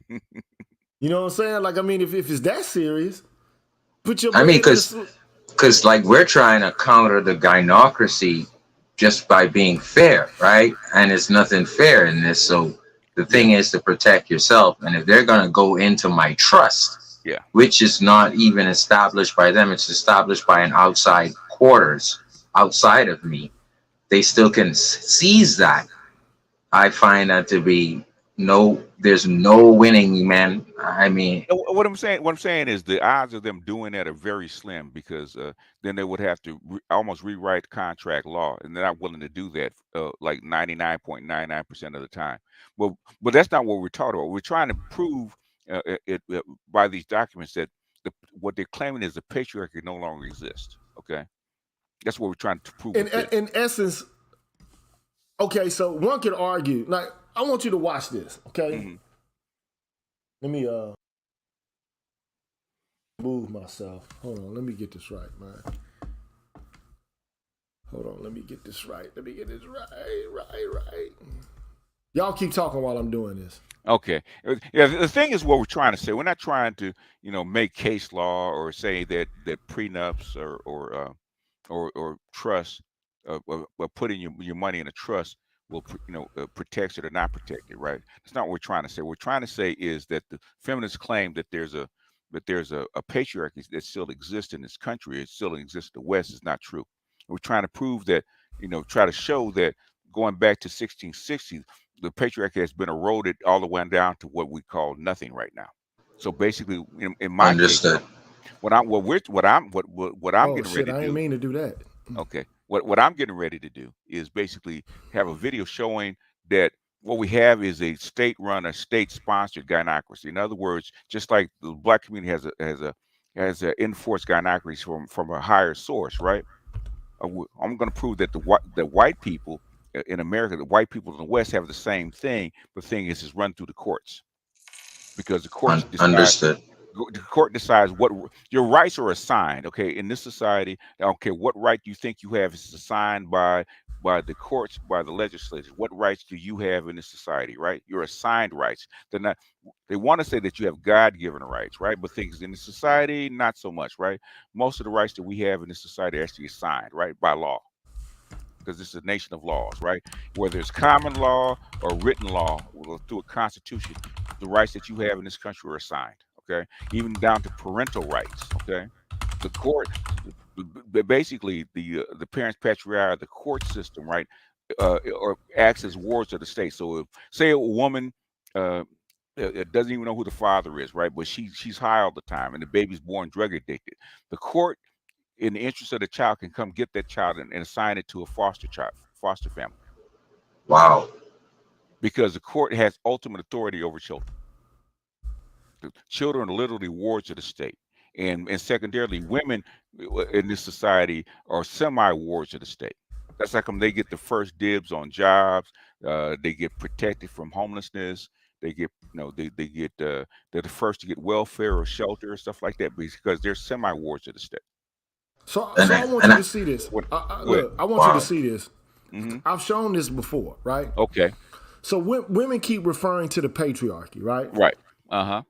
And one of the ways that they refer to the patriarchy is by making an analogy to the family and the kind of powers that men are supposed to, that it is alleged that men have there. Or, a kind of like a cultural expectation that men have these powers there. But if you look around and you see men have none of these powers, and it's the court who has the power, and not only that it's the court that has the power, that they award custody to women in a preponderance of cases, then why are we talking about the patriarchy? Because if that's the case, okay, now I can argue, one can make the case that in terms of like financial institutions and other institutions, right, men dominate. Right. I might even be able to accept a patriarchal argument in that domain or in that regard. Mm-hmm. Okay? But when it comes to the family, Right. in the Western world, that's just not the case. Mm-hmm. Patriarchy does not exist in the family anymore. You can't tell a woman what to do in the family. All she got to do is say, no, I ain't doing that. Go to court, get your ass out. It's time. Now I'm doing me. All the honeys getting money. Throw your hands up at me. They can take your children, your property, and your money. And I'm cool. And it's assigned to them, legally assigned to them. And there's nothing you can do about it.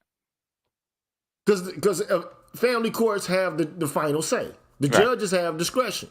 Yeah. And in some cases, take your freedom if you don't pay. So look, this is how they typically talk about patriarchy. Mm-hmm.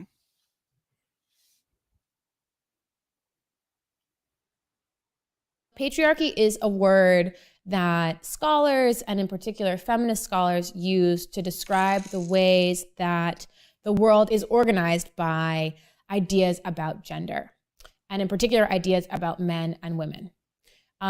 Patriarchy says that men should be in charge and women should follow along and do what men want to do. And so there are lots of ways that patriarchy shapes our lives. I think one of the most clear examples of patriarchy is kind of the idea of the family or the idea of the marriage. And so inside the word patriarchy is the Latin root pater, which means father. And in a patriarchal family, the father is at the top of the family structure. So the father's in charge, maybe the mother's up there, but she's kind of following along, and then the kids are down below. And so that kind of structure might get replicated in lots and lots of other institutions. So if the little family, if the single unit of the family is patriarchal with the dad on top and the mom underneath kind of following along, then a patriarchal institution that's not the family would look the same way. So there you go. Okay, so here's my argument. What happens when you have a family structure or a culture of family structure where men aren't present at all and women have absolute authority over children and make men pay without having any voice at all? Right. Yeah. What do you call that? There's no word for it. We call it the gynocracy, but then people will then refer to it as misogynistic. How is that misogynistic when women have control? Well, because you're not supposed to say it, because the patriarchy. Because the patriarchy. Okay. Because I mean, if you don't admit that there's a such thing as patriarchy, then you are basically endorsing and supporting domination, oppression, and violence towards women. So in other words, okay, if we go back to 1976 with the ERA and Phyllis Schlafly, right? Okay, it wasn't men that killed the ERA. It's actually women, because they didn't want to give up free men from their patriarchal responsibilities, such as child support, alimony, and stuff like that. And they didn't want to go to war. They didn't want to get drafted, all kinds of stuff. So is it a female-supported patriarchy that we have now, if there is such a thing? Well, I mean, women have supported patriarchy for quite a bit of time. In fact, I mean, you just got to understand what patriarchy actually is. I mean, and different people define it differently, but in my estimation, patriarchy is not just men being in control and the expectation that men run everything. Okay. Right. But that's the way it's typically perceived. Okay. And it's a simplistic way to talk about what patriarchy is, but I just don't see it that way. Let me try to get this straight, man. I just. But my thing is patriarchy. Hold on. Let me just say this. I'm trying to. I just want to make sure when I say this, I'm saying it in a way that it makes sense. So, patriarchy to me is like what people like Curry, Max Weber, and Errol Miller say it is. Right? It's a a kinship system Okay. where you have older and powerful men who develop fraternal bonds with each other to stymie the threats off from other men. Okay. Now, if you don't have a kinship covenant system in which you got older men who are wise, who are developing fraternal bonds to stymie off the threats of other men, you don't have a society. Right. You don't have a culture at all. Okay. Because you're going to get, look, the world is a fucking violent place, man. We can talk about ideals till we get blue in the face. That's platonic, okay? I'm a philosopher. Ideals are great, but at some point we got to come down to reality. The reality is human beings grew up evolutionarily in fucking hunter-gatherer tribes, small bands of loosely associated groups of people who form kinship bonds, all right? And they often beef with each other. Like, little dudes do on the street. You got to go to war. Okay, now, if you go to war, then guess what happens? You got to have men in control. Otherwise, your society ceases to exist among the human species. Now, we can argue about whether this is the way things ought to be. Probably not. But we're not bonobos, okay? We're talking about the human species. Bonobos just screw their way into peace. Oh, you got a problem here? Take some. This is not how we operate. We are more like chimps than we are bonobos. Okay? You start some shit with us, we're going to try to destroy your clan. That's just the way it is, right? I mean, maybe I'm wrong. Am I wrong? No, the thing is, we don't have a clear definition of what a patriarchy or a matriarchy or even a gynocracy is. Okay, but to them, yeah, go ahead. And them, patriarchy is the hardest part. Go ahead. Patriarchy to them is a system of domination and oppression of men over women. Right. I mean, they've discussed different feminists have different ideals about what that actually means. You got dominist feminists, you got equity feminists, you have Marxian feminists. I mean, you got intersectional feminists. It's so many different kinds, and none of them are in agreement. It's not a cohesive theory. It's not like a scientific theory like the theory of relativity. It's not precise. Okay. So I mean, it's everywhere. It's everything but nothing. It's nebulous. You can't put your finger on it. Because there's so many varying ideas about what it actually is. But one thing they're in agreement about is that men have power, women don't have enough of it, and on that account, women suffer. And it could be dominant feminists believe that men just beat the shit out of women to get their way. I tend to think that that's just an absolutely absurd way to view the relationship between men and women. It is. And power relationships. Yes. Because I'm of the firm belief that both men and women have the capacity to exhibit viciousness or virtue. I think that women can be violent. Now, women aren't violent to other women or don't exhibit aggression in the same way that men do with each other. But not to say that they don't, because I mean, we all recently saw an incident where a woman got her ass beat to death by other women. In Cabo, right? Right. Yeah. Yeah. I saw recently like a video where a woman had a pistol, went up to another girl, shot her in the motherfucking head. Yeah. I saw that video. Broad daylight, just like rock-a-bye, baby. Like, I was watching New Jack City or some shit. Yeah. It was. Yeah. Okay? I'm like, what the hell? And women, one of the things that women do, this is just a basic psychological, all you got to do is look it up. Women exhibit often aggression to other women by means of reputation ruination. That's how they bully each other. They try to ruin each other's reputation. And they'll do the same shit to men if they're not being outwardly aggressive. And the biggest tragedy to me is, and look, we know that men are, we're violent to each other. We already know that. That's already a given. We already know men are assertive and a whole bunch of other things, right? But the goal has been, well, how can we make men more like women? Because like women are just, I'm like, well, These motherfuckers ain't perfect. No. We have made them the prototype of what virtue is.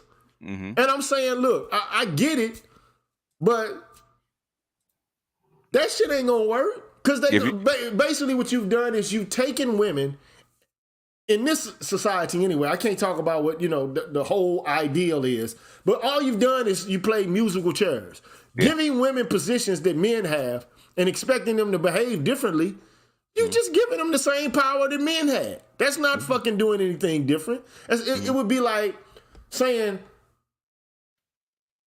it would be like, like a fucking anti-colonialist saying that if you replace black people in Africa with white people and preserve the same institutions, financial systems, educational systems, that there'll be an attendant change in justice in those countries. And the reality is you won't get a change because black people it's called neo-colonialism. Okay? It's going to be this, you're going to reproduce the same forms of inequality and injustice. All you're doing is putting a black person and pigeonholing them into a token category. Mm-hmm. Yep. But the system remains in place. Mm-hmm. I don't see feminists doing anything fucking different, bro, than what men have done. I don't see them changing the basic structure of this society at all. All I see them doing is saying, okay, I removed the man so I don't have to listen to him, but now I have absolute control. Mm-hmm. What's the difference? Now you're using the same control, but you're making men work without having any say. That's what they call that shit domination. When you don't have a choice. Well, I don't have any power over anything decision-wise that's going on, but I have to put into it. That's domination. Yeah, it is. That's the textbook definition of what domination is philosophically. Which is why I call it a gynocracy, state-run, state-sponsored gynocracy. That's called domination over men, sponsored and enforced by the state. But to even say, for a man to even present these experiences is tantamount to some people to being a misogynist. Mm-hmm. And it's like, well, so okay, if I don't agree with a practice, I don't give a fuck who it is. You could be a blue motherfucker. If you doing some shit I don't like, I'm supposed to just sit and accept it because you said so? Mm-hmm. Because there's a history of oppression from your demographic? As you kind of say that, right, I think about, I forgot the name of the group who tried to knock out any black leader after Malcolm X and Martin Luther King. I forgot the name of the group, but there was a group that. Pardon me? COINTELPRO. Probably that group, and what it really is now it's now an attack on our minds, because when you see Bill Cosby, I use the analogy, it's buck breaking us to say, don't come out of line. Look at Bill Cosby. And as Green Gorilla spoke just now, it just made me thought of the new way of buck breaking us, along with the court system, the government, and holding us back. Even Sean Rochester spoke about the black tax and being black, and what we have. It's like we're getting attack in our brains with the buck breaking. They don't have to physically do it by police, or Rodney King or anything, but it's hurting us. You don't have enough police. You don't have enough police to actually control people physically. You have to control them mentally. It's like the Tavistock Institute book. Let's go way back before that. It's making an example of people, like putting people on the cross as a Roman practice, which is torture. People that thought about doing the same thing thought twice. They didn't want to be up on that cross. Just an example. Okay, Catholic Church did it by torturing people and torturing people, making an example of people so people would actually get in line. So it's an very old practice. Hell, Egypt did it, with the cat 9 tails. If you got a line, you got whipped. And the thing is, BGS, we got more black women in the world than America, and they're trying to take away our passports from doing that now. They're trying to, because they that's a whole different story. They're trying to control their serfs, their concu serfs. This is a financial reason. because if you take the resources of these men outside the country, there's less resources and less men for them to have. So naturally, they're going to buck up about it. Just like if you made widgets inside the United States, and all of a sudden you start importing cheaper Chinese goods, right? You're gonna get upset. Why? Because it's cutting your profits. But go ahead, Gigi. You trying to jump in? No, I mean, I agree with you. I mean, look, I think Ed Anderson, I heard what he said on like a clip from Cher Sade, and I think he was accurate. Like, the whole objection to black men exercising their options by going out and exploring the world and seeing what other women are like and how they'll be treated and what their reception will be. I mean, this is the funny thing to me, right? We live in a white supremacist society, right? Okay, cool. All right. We can take that for granted, right? Some people reject it and say, everything is just, our position is a feature of our subjective cultural failure, whatever the case may be. Okay. If that's what you believe, all right, okay. Go ahead and believe it. But it's idiotic to me to think that only men are prey to white supremacist designs, and that they don't harbor and utilize what they can in order to get what they want, to navigate it and to try to manipulate it to their advantage. Just like a neo-colonial would, who's African, who takes a position up at a bank founded by Europeans or some shit. To act like that men can only be reproducers of white supremacy is quixotic. It's ignorant. Before feminism, you had Frantz Fanon. He would never say anything. Like, one of the chapters he has in Black Skin, White Mask is black women's aspirationalism to hook up with a white boy and to hate their own race. I mean, like, this divesting shit, this is nothing new. It's a feature and a function of a white supremacist culture and society. We already know this shit. Shout out to Bell Hooks. She said the same thing. But I mean, I'm in agreement with her on that. But the whole point is, look, if I understand what Shafley was trying to do. She was like, let's pump the brakes on this. You don't understand how good we women have it, especially a woman like her. Like Phyllis Shafley is the poster child for, look, I'm married and this motherfucker ain't beating my ass and he ain't preventing me from being educated. He's a poster child for the benefits of what happens in a functional family that's mononuclear or whatever the case may be. Now, to be quite honest, I've seen her and her husband together, on one of these talk shows where, they're like communicating, and her husband was like, he took the back seat, he let her talk. But when he was asked the question directly, he wasn't trying to overtalk her or none of that shit. Okay? So, I mean, this whole idea that, all throughout the annals of time and history, that like white men have never been amenable to anything women have to say, or their wives or their daughters or their sisters. Like, they've never contributed anything socially or politically because they weren't interpolated into the supervailing so-called, formal structure of law and politics. Like, these women still had impact and influence. Yeah. They created their own organizations. They raised their own money. They had their own colleges and shit like that. They had their own institutions and systems. Okay? And we think the power only is exercised out front and out in the open through formal channels. To me, that's just absurd. And then, that's why I say anybody that's been in a relationship with a woman at all knows the various ways in which that woman can object to being controlled. Yep. Anybody who's been in a relationship with one knows. She can stop giving you the ass. She can remove her presence. She can, basically, if you act too much of a fool, she can call the police. The whole nine. I mean, there's so much that women can do in order to make an objection to what it is that you're doing. And most men don't know how to do anything but cave into it. Yeah. They don't know how to say no.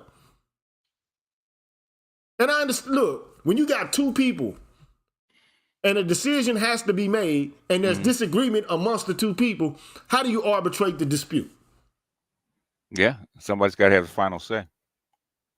Somebody got to make the choice. Now, I'm not saying the man has to make the decision all the time, but goddamn, he can't make the decision none of the time without it being the patriarchy?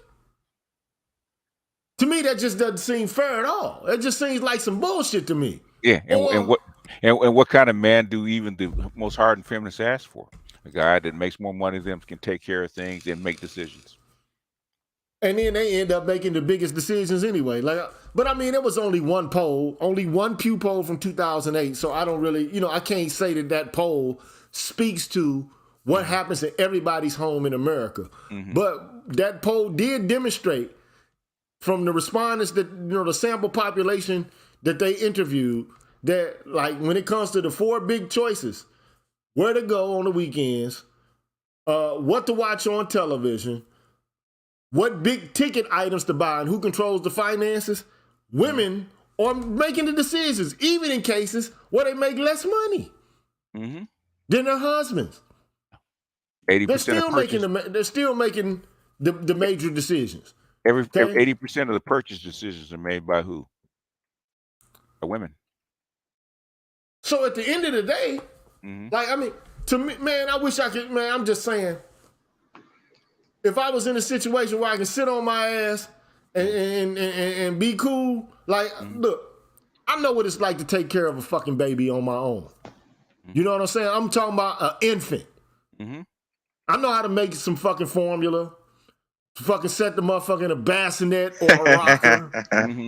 You know what I'm saying? I know how to change a goddamn diaper. The shit, it's gotta be done. It can be tiresome to some degree, but it ain't that goddamn bad, bro. No, you a welder, man. You know what tired is. I mean, it ain't like, look, it ain't like, man, going out building a fucking bridge. Man, dude, I cook all the time, bro. Like, I like to cook. You know what I'm saying? I like to make fried chicken and macaroni and cheese and shit and more healthy dishes and shit. I like to do it. You know what I'm saying? The best cooks in the world are men, by the way, chefs. The best among the best of the best, okay? But the whole thing is, cooking ain't that big of a fucking deal, man. Cleaning up a house, as long as you keep the motherfucker clean to begin with and not let it become a pigsty, you just straightening up every day. It's not that difficult to do. I'm not saying, I'm just saying, look, bro, I don't know, like today, contemporarily, I don't know too many dudes that just like, you gonna do everything. Like, I'm not gonna clean up nothing. You gonna clean up everything. How many dudes do that shit today? None that I can think of. We weren't raised or socialized to do that. Men are actually taught how to clean up, how to cook. Man, when I was a kid, my mom had me washing dishes every night. No dishwasher. It got to the point I saved them some money, man. I bought a fucking dishwasher. I had me a little weekend job or whatever. I bought a fuck. They got mad as hell. Pissed off. Because I was like, man, fuck it, use the dishwasher. Pink, pink, pink, pink. They still put the dishes in the sink. I straight up bought a dishwasher, man. Now you got kids, they don't even want to put the dishes in the dishwasher. They still put the motherfuckers in the sink. But I mean, the whole thing is I was washing dishes, mopping floors, taking out the trash, cutting grass. I'm doing male and female so-called gendered work. I'm doing all the shit. At first I couldn't iron. She was like, let me show you how to do this. You old enough to learn. So then I had to iron my own shit. She stopped ironing my shit. So I have a question because, and the context is the What is Masculinity panel on Vice. So with most of the homes being single mothers, and they're growing up the same kind of man to leech off of these educated women, and then they're regretting it now. What is your reply to that? Both of you guys. Okay, this is the thing, and this goes back to there's 4 books, and the main one I actually use is The Richer Sex, right? Okay, and more than Title IX, right? Okay. As far as wealth is concerned and jobs are concerned, it's a zero-sum game. Okay, you only have so many people in certain positions in society, right? Especially at the top, that it can be considered what is it breadwinners, right? So they want women to have breadwinner jobs. So for women to have breadwinner jobs, they have to take those jobs from men. So if you have breadwinning women, you take those jobs from breadwinning men. Guess what the women in those positions have to do? They have to become breadwinners. Then nobody's leeching off of them. Okay. Right. They're gonna have to do some. They're gonna have to do what men have done. They said they want to do the shit. Yeah. Do it. You can't do part of it and then be like, well, I don't want to do this part. Yeah. No, Negro. You got to do or white lady, Karen. You got to do all the shit. You can't maintain and preserve the so-called enculturation of the patriarchy. Right. Motherfucker, if you gonna get rid of you smashing the patriarchy, you gotta smash the whole provision and protection game. Right. Cut that shit out. Cut it out, man. I'm gonna hold you responsible. I'm not gonna just. If 55% of all voters or all legal voters are what? Female. If they didn't want a patriarchy, they could vote it out tomorrow. How come they don't? How come they don't? They could vote it out tomorrow. How come they don't? Because they want patriarchal support. They want the protection. They want the provision. If they do that, then they don't have these special rights, the special patriarchal rights. That's how come it's a malformed matriarchy. It's a malformed gynocracy. That's not fair to anybody. It's not fair to the men. I have a question. Yeah, let him go. Let him go. Go ahead, Houston. We're understanding that the court system is currently against the patriarchy. There's no patriarchy. Okay. So whenever you're looking at any laws, somewhere in the laws, there's loopholes in the laws that would benefit men. Has anybody discovered those yet? The loopholes are decisions that are like nether regions where the law hasn't decided one way or the other. Those are the loopholes. In other words, there are always philosophical, logical loopholes in anything, right? Any kind of debate. There's always in some kind of nether region, right? And people discover them all the time. Do they make them clear? No. So, but there are loopholes in debates, loopholes and stuff like that inside the law. Okay, these are one of them, right? Because they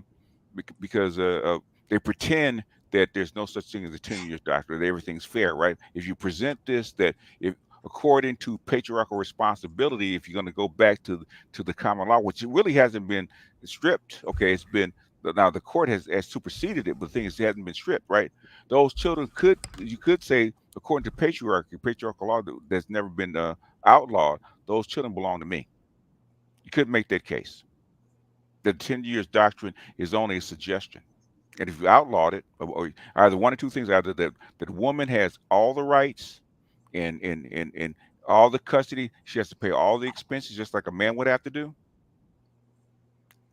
Either that's the case, or those children belong to me because I have ultimate responsibility for those children. So you can't make a case of that. That's what we're trying to do. We're trying to say, okay, it's one way or the other. Okay, you can't give me patriarchal responsibility without giving me patriarchal guardianship. So in other words, just go and look under the common law. This is go back the article that Gigi put up. Okay, about the court, the Tenures Act and the Court of Chancery. That it will tell you everything you need to know about the 10 years doctrine and patriarchal law and how it changed. Okay, that'll tell you everything you need to know. If you look up parents patriarchy, you'll find lots of things. The Supreme Court is based on parents patriarchy, which is which is the parental which is the nanny state, that we have ultimate authority to assign rights and privileges to anybody. And when we shift it, according to the courts, we have the right to assign it and change it. So basically, you have assigned rights. You do not have what they call the natural rights. that life, limb, and the pursuit of happiness. Okay, that's a preamble. But the thing is, those are assigned to you, by documents, by law.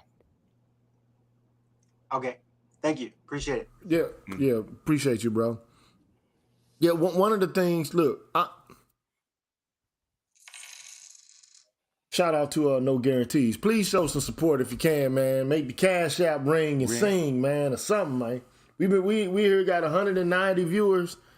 And no, hardly any donations at all, man. Oh yeah, support your scholar, man. We getting a postdoctorate seminar here, so a $1 holler at least. $5 collar. You know what I'm saying? Something, man. You know what I'm saying? I'm out here, man, like belting. Singing like I'm singing like real roughing out here, man. I wish it would rain. But anyway, my whole thing is this. Mm-hmm. You can't preserve the accoutrements of patriarchy and only excise that which you find to be distasteful to yourself. Mm-hmm. You got to get rid of all. If we going to get rid of this shit, get rid of all of it. Mm-hmm. And then that means your attitude as well and your enculturation that you have an expectation that the man is going to be on your level or higher than you. Mm-hmm. I just don't understand that, bro. Like, you got a goddamn good ass job. You making 100 G's a year. Yeah. What the fuck is wrong with you marrying a dude that's making 50 or 60 G's? In the so-called gender equal world that we supposed to be living in. Mm-hmm. What's the deal? Mm-hmm. Yeah. What's the issue? You said this the shit you wanted. You don't want to be in the house. Yeah. You want to go out and make the bread. You want a career and all of this and that. Yeah. You want all the say so. You make the rules. Okay. So now, but if it's fucked up that a man is making all the decisions, it's fucked up if you try to use your money to make all the decisions and run the shit. Mm-hmm. If it's fucked up for one person or one gender, it's fucked up for the other. And my whole thing is, man, feminism is a bourgeois enterprise. It always has been. It was initiated by bourgeois women who wanted to who were envious of men and what the hell they were doing. Okay, I'm just telling you how it is. Because most men aren't free. Personally, going to work for a 9 to 5 and supporting a family of 3 or 4 different motherfuckers that ain't yourself, that ain't no freedom. No. That's a duty and an obligation. Mm-hmm. That's not freedom, bro. That means you have a constellation of duties and obligations and you got to make sacrifices. You got to be looking out for interests other than your own in order to do something like that. It just is what it is. And then, the notion is that this is a form of control over hapless women who have no ability to push back or have no influence over any decision-making that operates in the confines of the context of family life. I just find that shit to be absurd. And I find it funny that they say third world women now that we go and take our passports aren't as smart, bright, or have the resources so we can take advantage of them. I find that funny. Yeah, well, if you're providing for them and giving them a better life, how is that taking advantage of them? Look, this is the way I look at it. To get a motherfucker to work for you so you ain't got to work, and then to say, like taking care of your child to me is not something that I would perceive to be a fucking like occupation or something. Like when I go in my kitchen and make some food, I don't feel like somebody made me do some shit without being remunerated for it. Because I got to do it. Unless I'm eating out every day, right? How many motherfuckers eat out every day? I'm gonna tell you, that's a sick motherfucker for real. You're ready for a heart disease and when you reach my age. Because all you're doing is eating processed food, because most of the food out here is processed. All the fast food restaurants, even the ones that don't appear to be, like Panda Express, that shit is a heart attack waiting to happen too. So you gotta, if you're a man, you living by yourself, you gotta cook for yourself. Or go broke, eating out and get sick. hypertension or something. So what, I'm supposed to get somebody to pay me to do that shit? What if when I mop my floor or clean, because you gotta clean your toilet out, right? Mm-hmm. You gotta clean your tub out. You know what I mean? You can take showers for a while without cleaning the tub if it's just you in it. But I mean, shit, even after a certain period of time, like a couple, 2-3 weeks elapses, you gotta clean the motherfucker. You're gonna have a ring in your shower. Mm-hmm.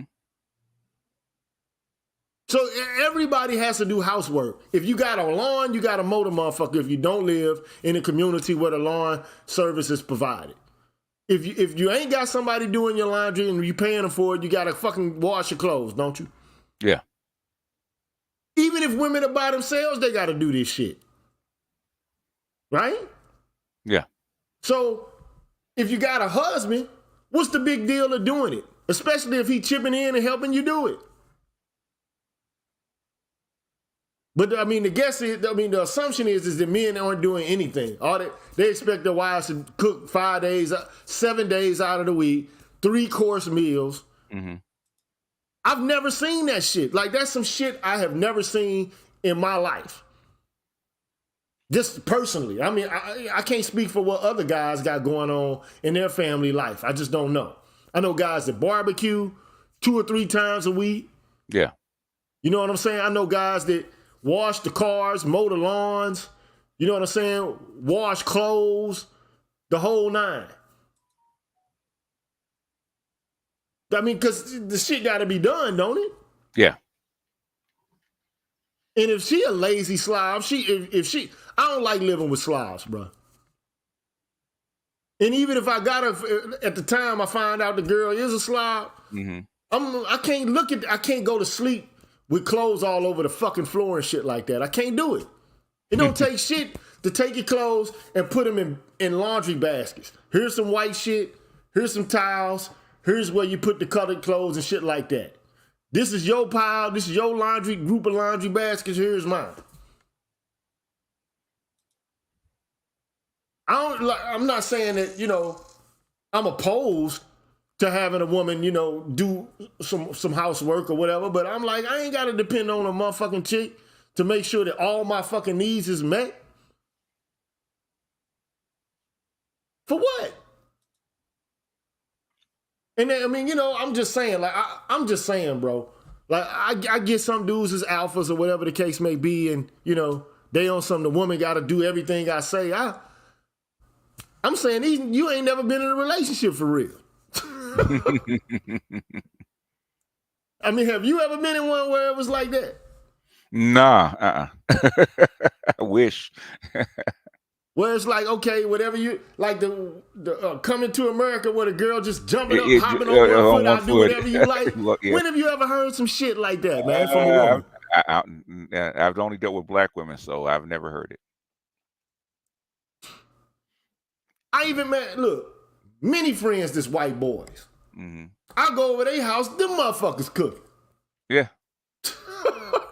They in the motherfucking kitchen cooking and shit. Cutting up fucking onions and bell peppers and shit. They wife just sitting back. Hey, how's it going? I'm like, okay, shit.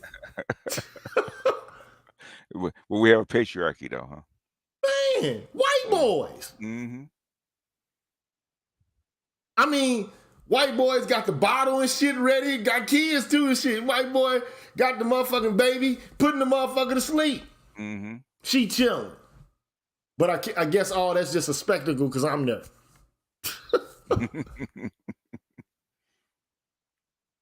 Man, I don't get it, man. I understand that there has been, here's my perception, right?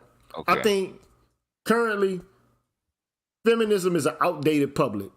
It's outdated. It's anachronistic. The shit that they smash in the Patriot is already been smashed. Okay. Yeah. Especially in terms of family life. I'm not speaking to other institutions in culture or society. Like the military is patriarchal. And I think purposefully and meaningfully so. Mm-hmm. Now you can say, well, we don't need big militaries. okay, let me walk you through this experiment called let's create a society. Let's do it. Plato did the shit 2,000 years ago. He said, okay, let's create a society. Let's start one from scratch and see how it'll be and how we get it going. So he says, first thing we're going to do is, we're going to find a place to settle, and what we eat are going to be like, it's going to be like the things we get from nature, no spices, no seasonings. Everything we eat is just uber healthy, and we're self-sustained. We make clothes out of the stuff that we get from the environment, and it's all plain, and everything is just, like modest. And then the guys who were hearing him say, like, this is the society we gonna have? This is a city of pigs. I don't want to live in this shit. I want Krispy Kreme donuts and shit. And I want polo shirts and Fendi bags and Gucci purses and shit. That's the kind of things that they say they wanted. I'm just using contemporary, analogies to explain the kind of argumentation that these guys were making. They were like, that's a city of primitives. I don't want to live in a city like this. Where he's like, okay, so you want sweet confections and cakes and pies, and you want, fine linen for clothing and things of this nature. Well, he said when you start doing that, you got to start trading, because you don't have the materials in your location in order to fulfill those demands the way you say you want to. So guess what you got to do then? You trade, you got to have a military, because when you start going places, moving products back and forth, you got highway robbers and brigands who's going to try to take the shit from you. Mm-hmm. So then guess what that necessitates? A military. Yeah. And guess what happens when you get a military? Now you got to have an entirely different educational system for your citizens and the people who live there. It could have been just some simplistic, easy, rustic living on the countryside type shit. But no, y'all motherfuckers wanted a major industrial megaplex. So when you get that, then you got to have division of labor and all this other shit. Now you're going to create inequalities. You know what I'm saying? So I don't see no women trying to go back to the rustic, basic, plain, simple ass motherfucking structure of life. You see that? They want their nails done, they fucking eyebrows done, they fucking eyelashes done. They want their hair done. They want fucking name brand purses and shit. They want fine shoes, fine jackets and clothes, fine dresses and jeans. They want jewelry to adorn themselves and makeup. All that shit costs money. And all that shit, it implies a division of labor and the trading and the manufacturing of goods, and then it requires protection of trade. Mm-hmm. I'm just saying, so I don't see nobody trying to go back and revert to some more simplistic kind of culture and society type nothing. Nobody does. This shit is just as bourgeois as anything else. Feminism is just as bourgeois, and all it is tokenism and musical chairs. They not changing anything in the basic structure. They haven't created any different, because you said they the majority of voters, right? Right. Yeah, they are.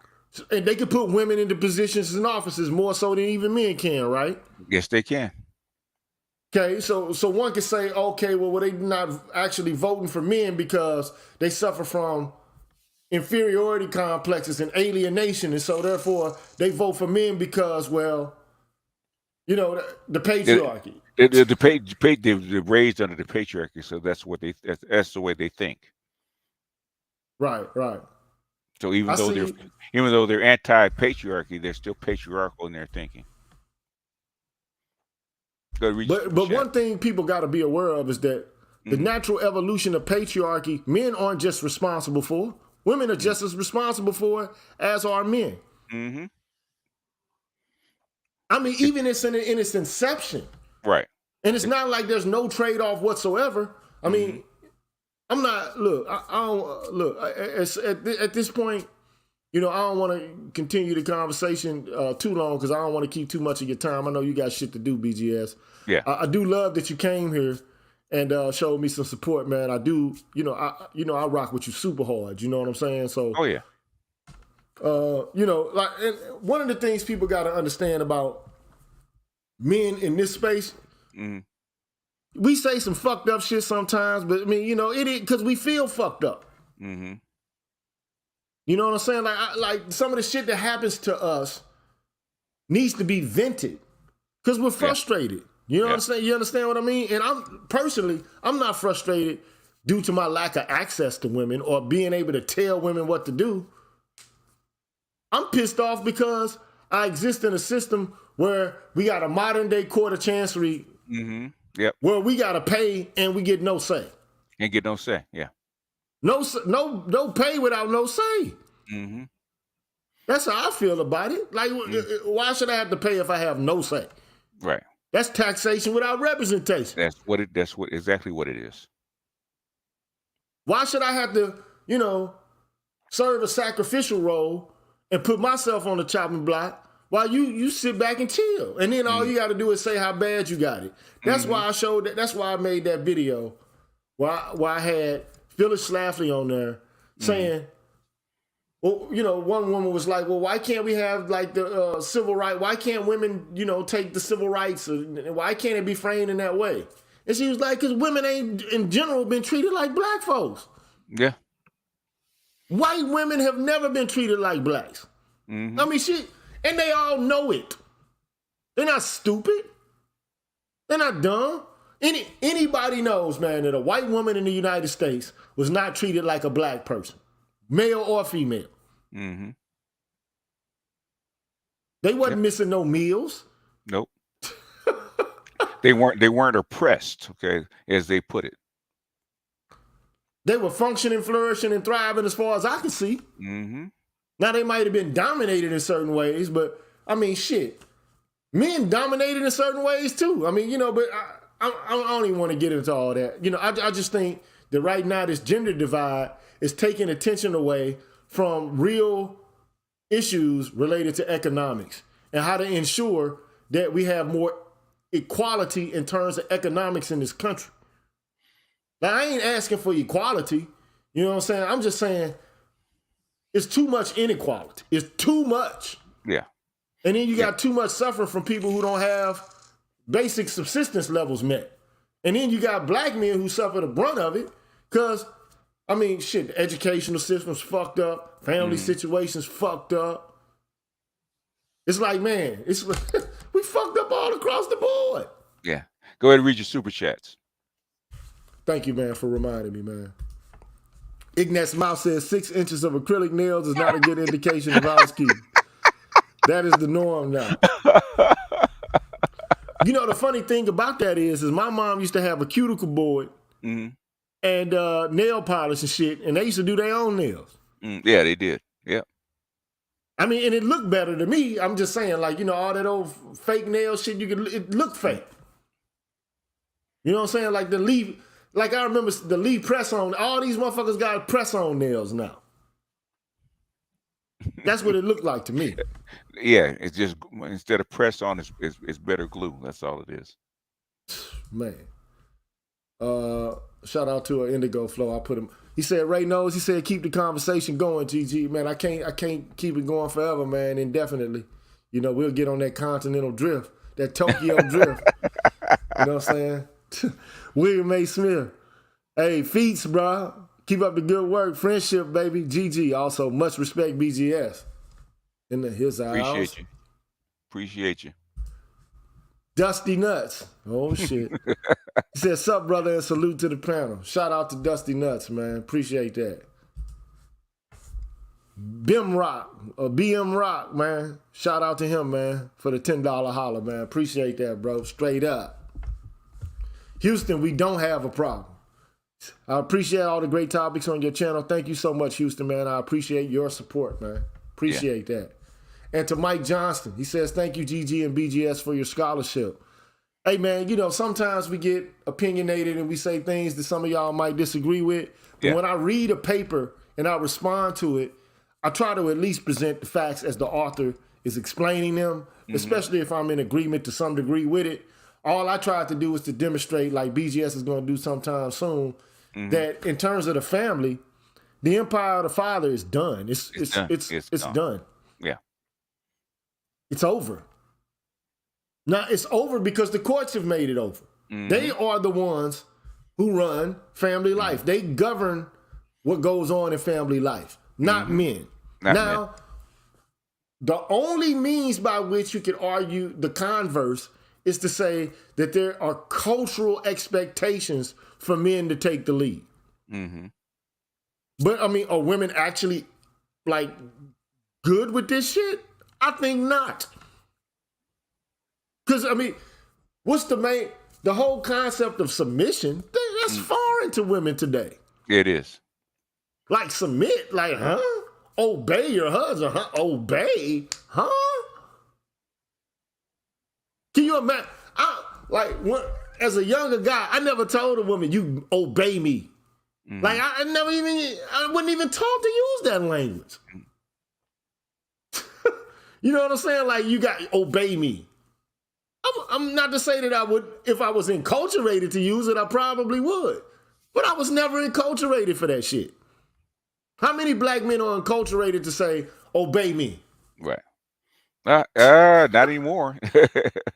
You gonna obey me, girl. Well, hell, if you're black, that never happened. Okay. How far back you go, that never happened. Obey me. Mm-hmm. They're like, nigga, fuck you. Am I wrong? No, you're not wrong. No guarantee says keep pushing, brethren. And, you know, man, the only thing, man, bro, I'm trying to do, man, you know, good work here, man, and educate you brothers, man, so you'll know where you actually are as opposed to where people say we are. You know, and I'm not saying that women sometimes didn't have some injustices or some disadvantages, but as we you know, redo whatever the social contract is between men and women or whatever, we got to tweak the shit. You know what I'm saying? It's like chiseling a sculpture. Like, you just can't have the sculpture come out how you want it. Right. It's a joint venture. Right. You can't just have it your way. This ain't Burger King. You know what? I was listening to Robert Smith talking about what's necessary to actually build a company, right? And for a company to be successful, it's called access to wealth, access to funding, right? Okay.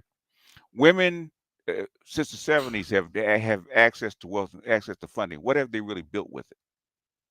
They can build it if they want to. They have the education. They got access to money. They got preferred contracts that they can actually have.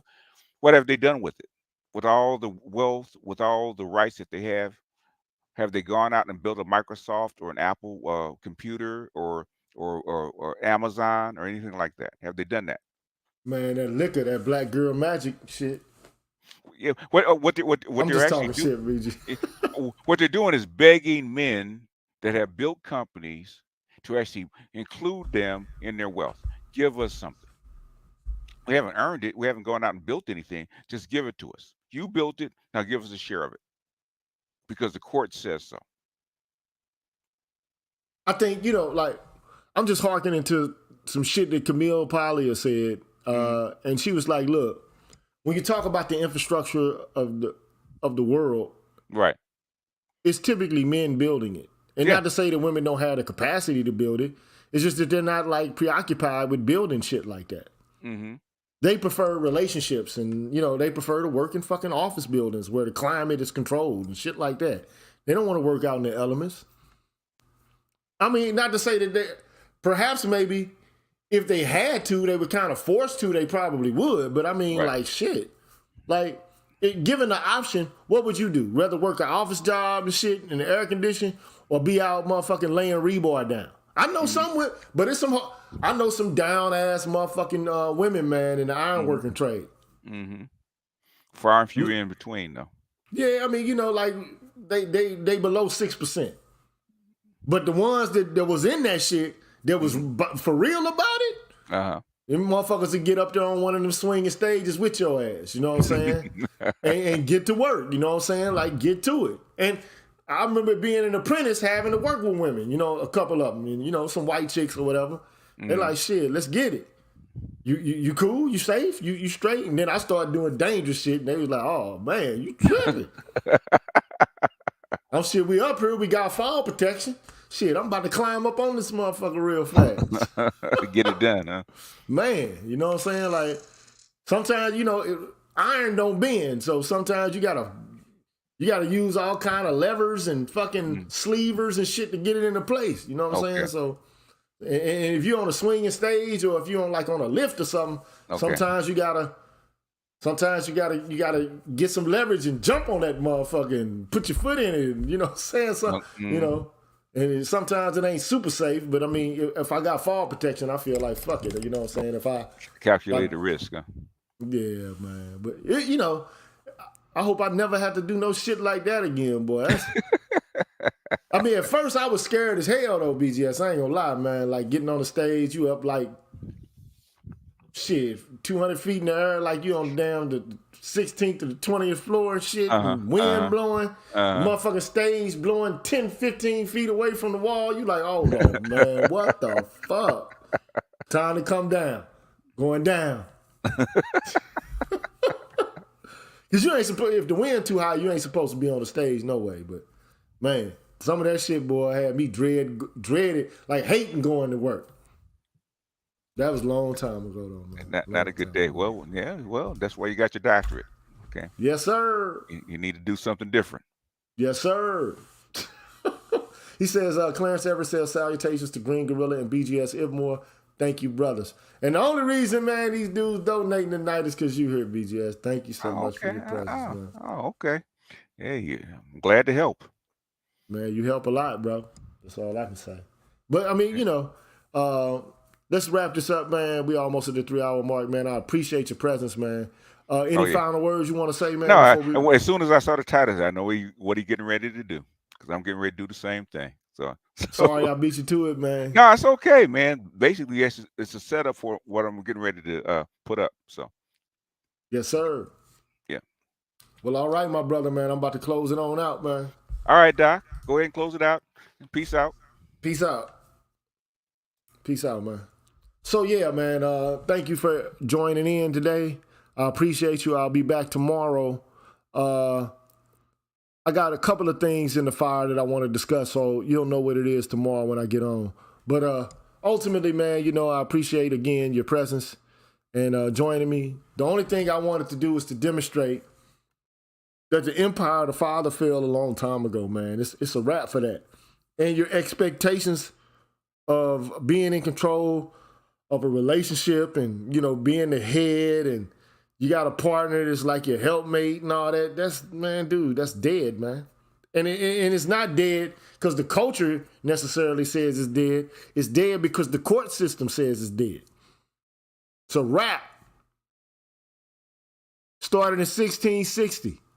Culminated in 1873 with the Tender Years Doctrine. It's a wrap. So, do what you do accordingly, man. I'll holler at y'all on the next one, man. Peace.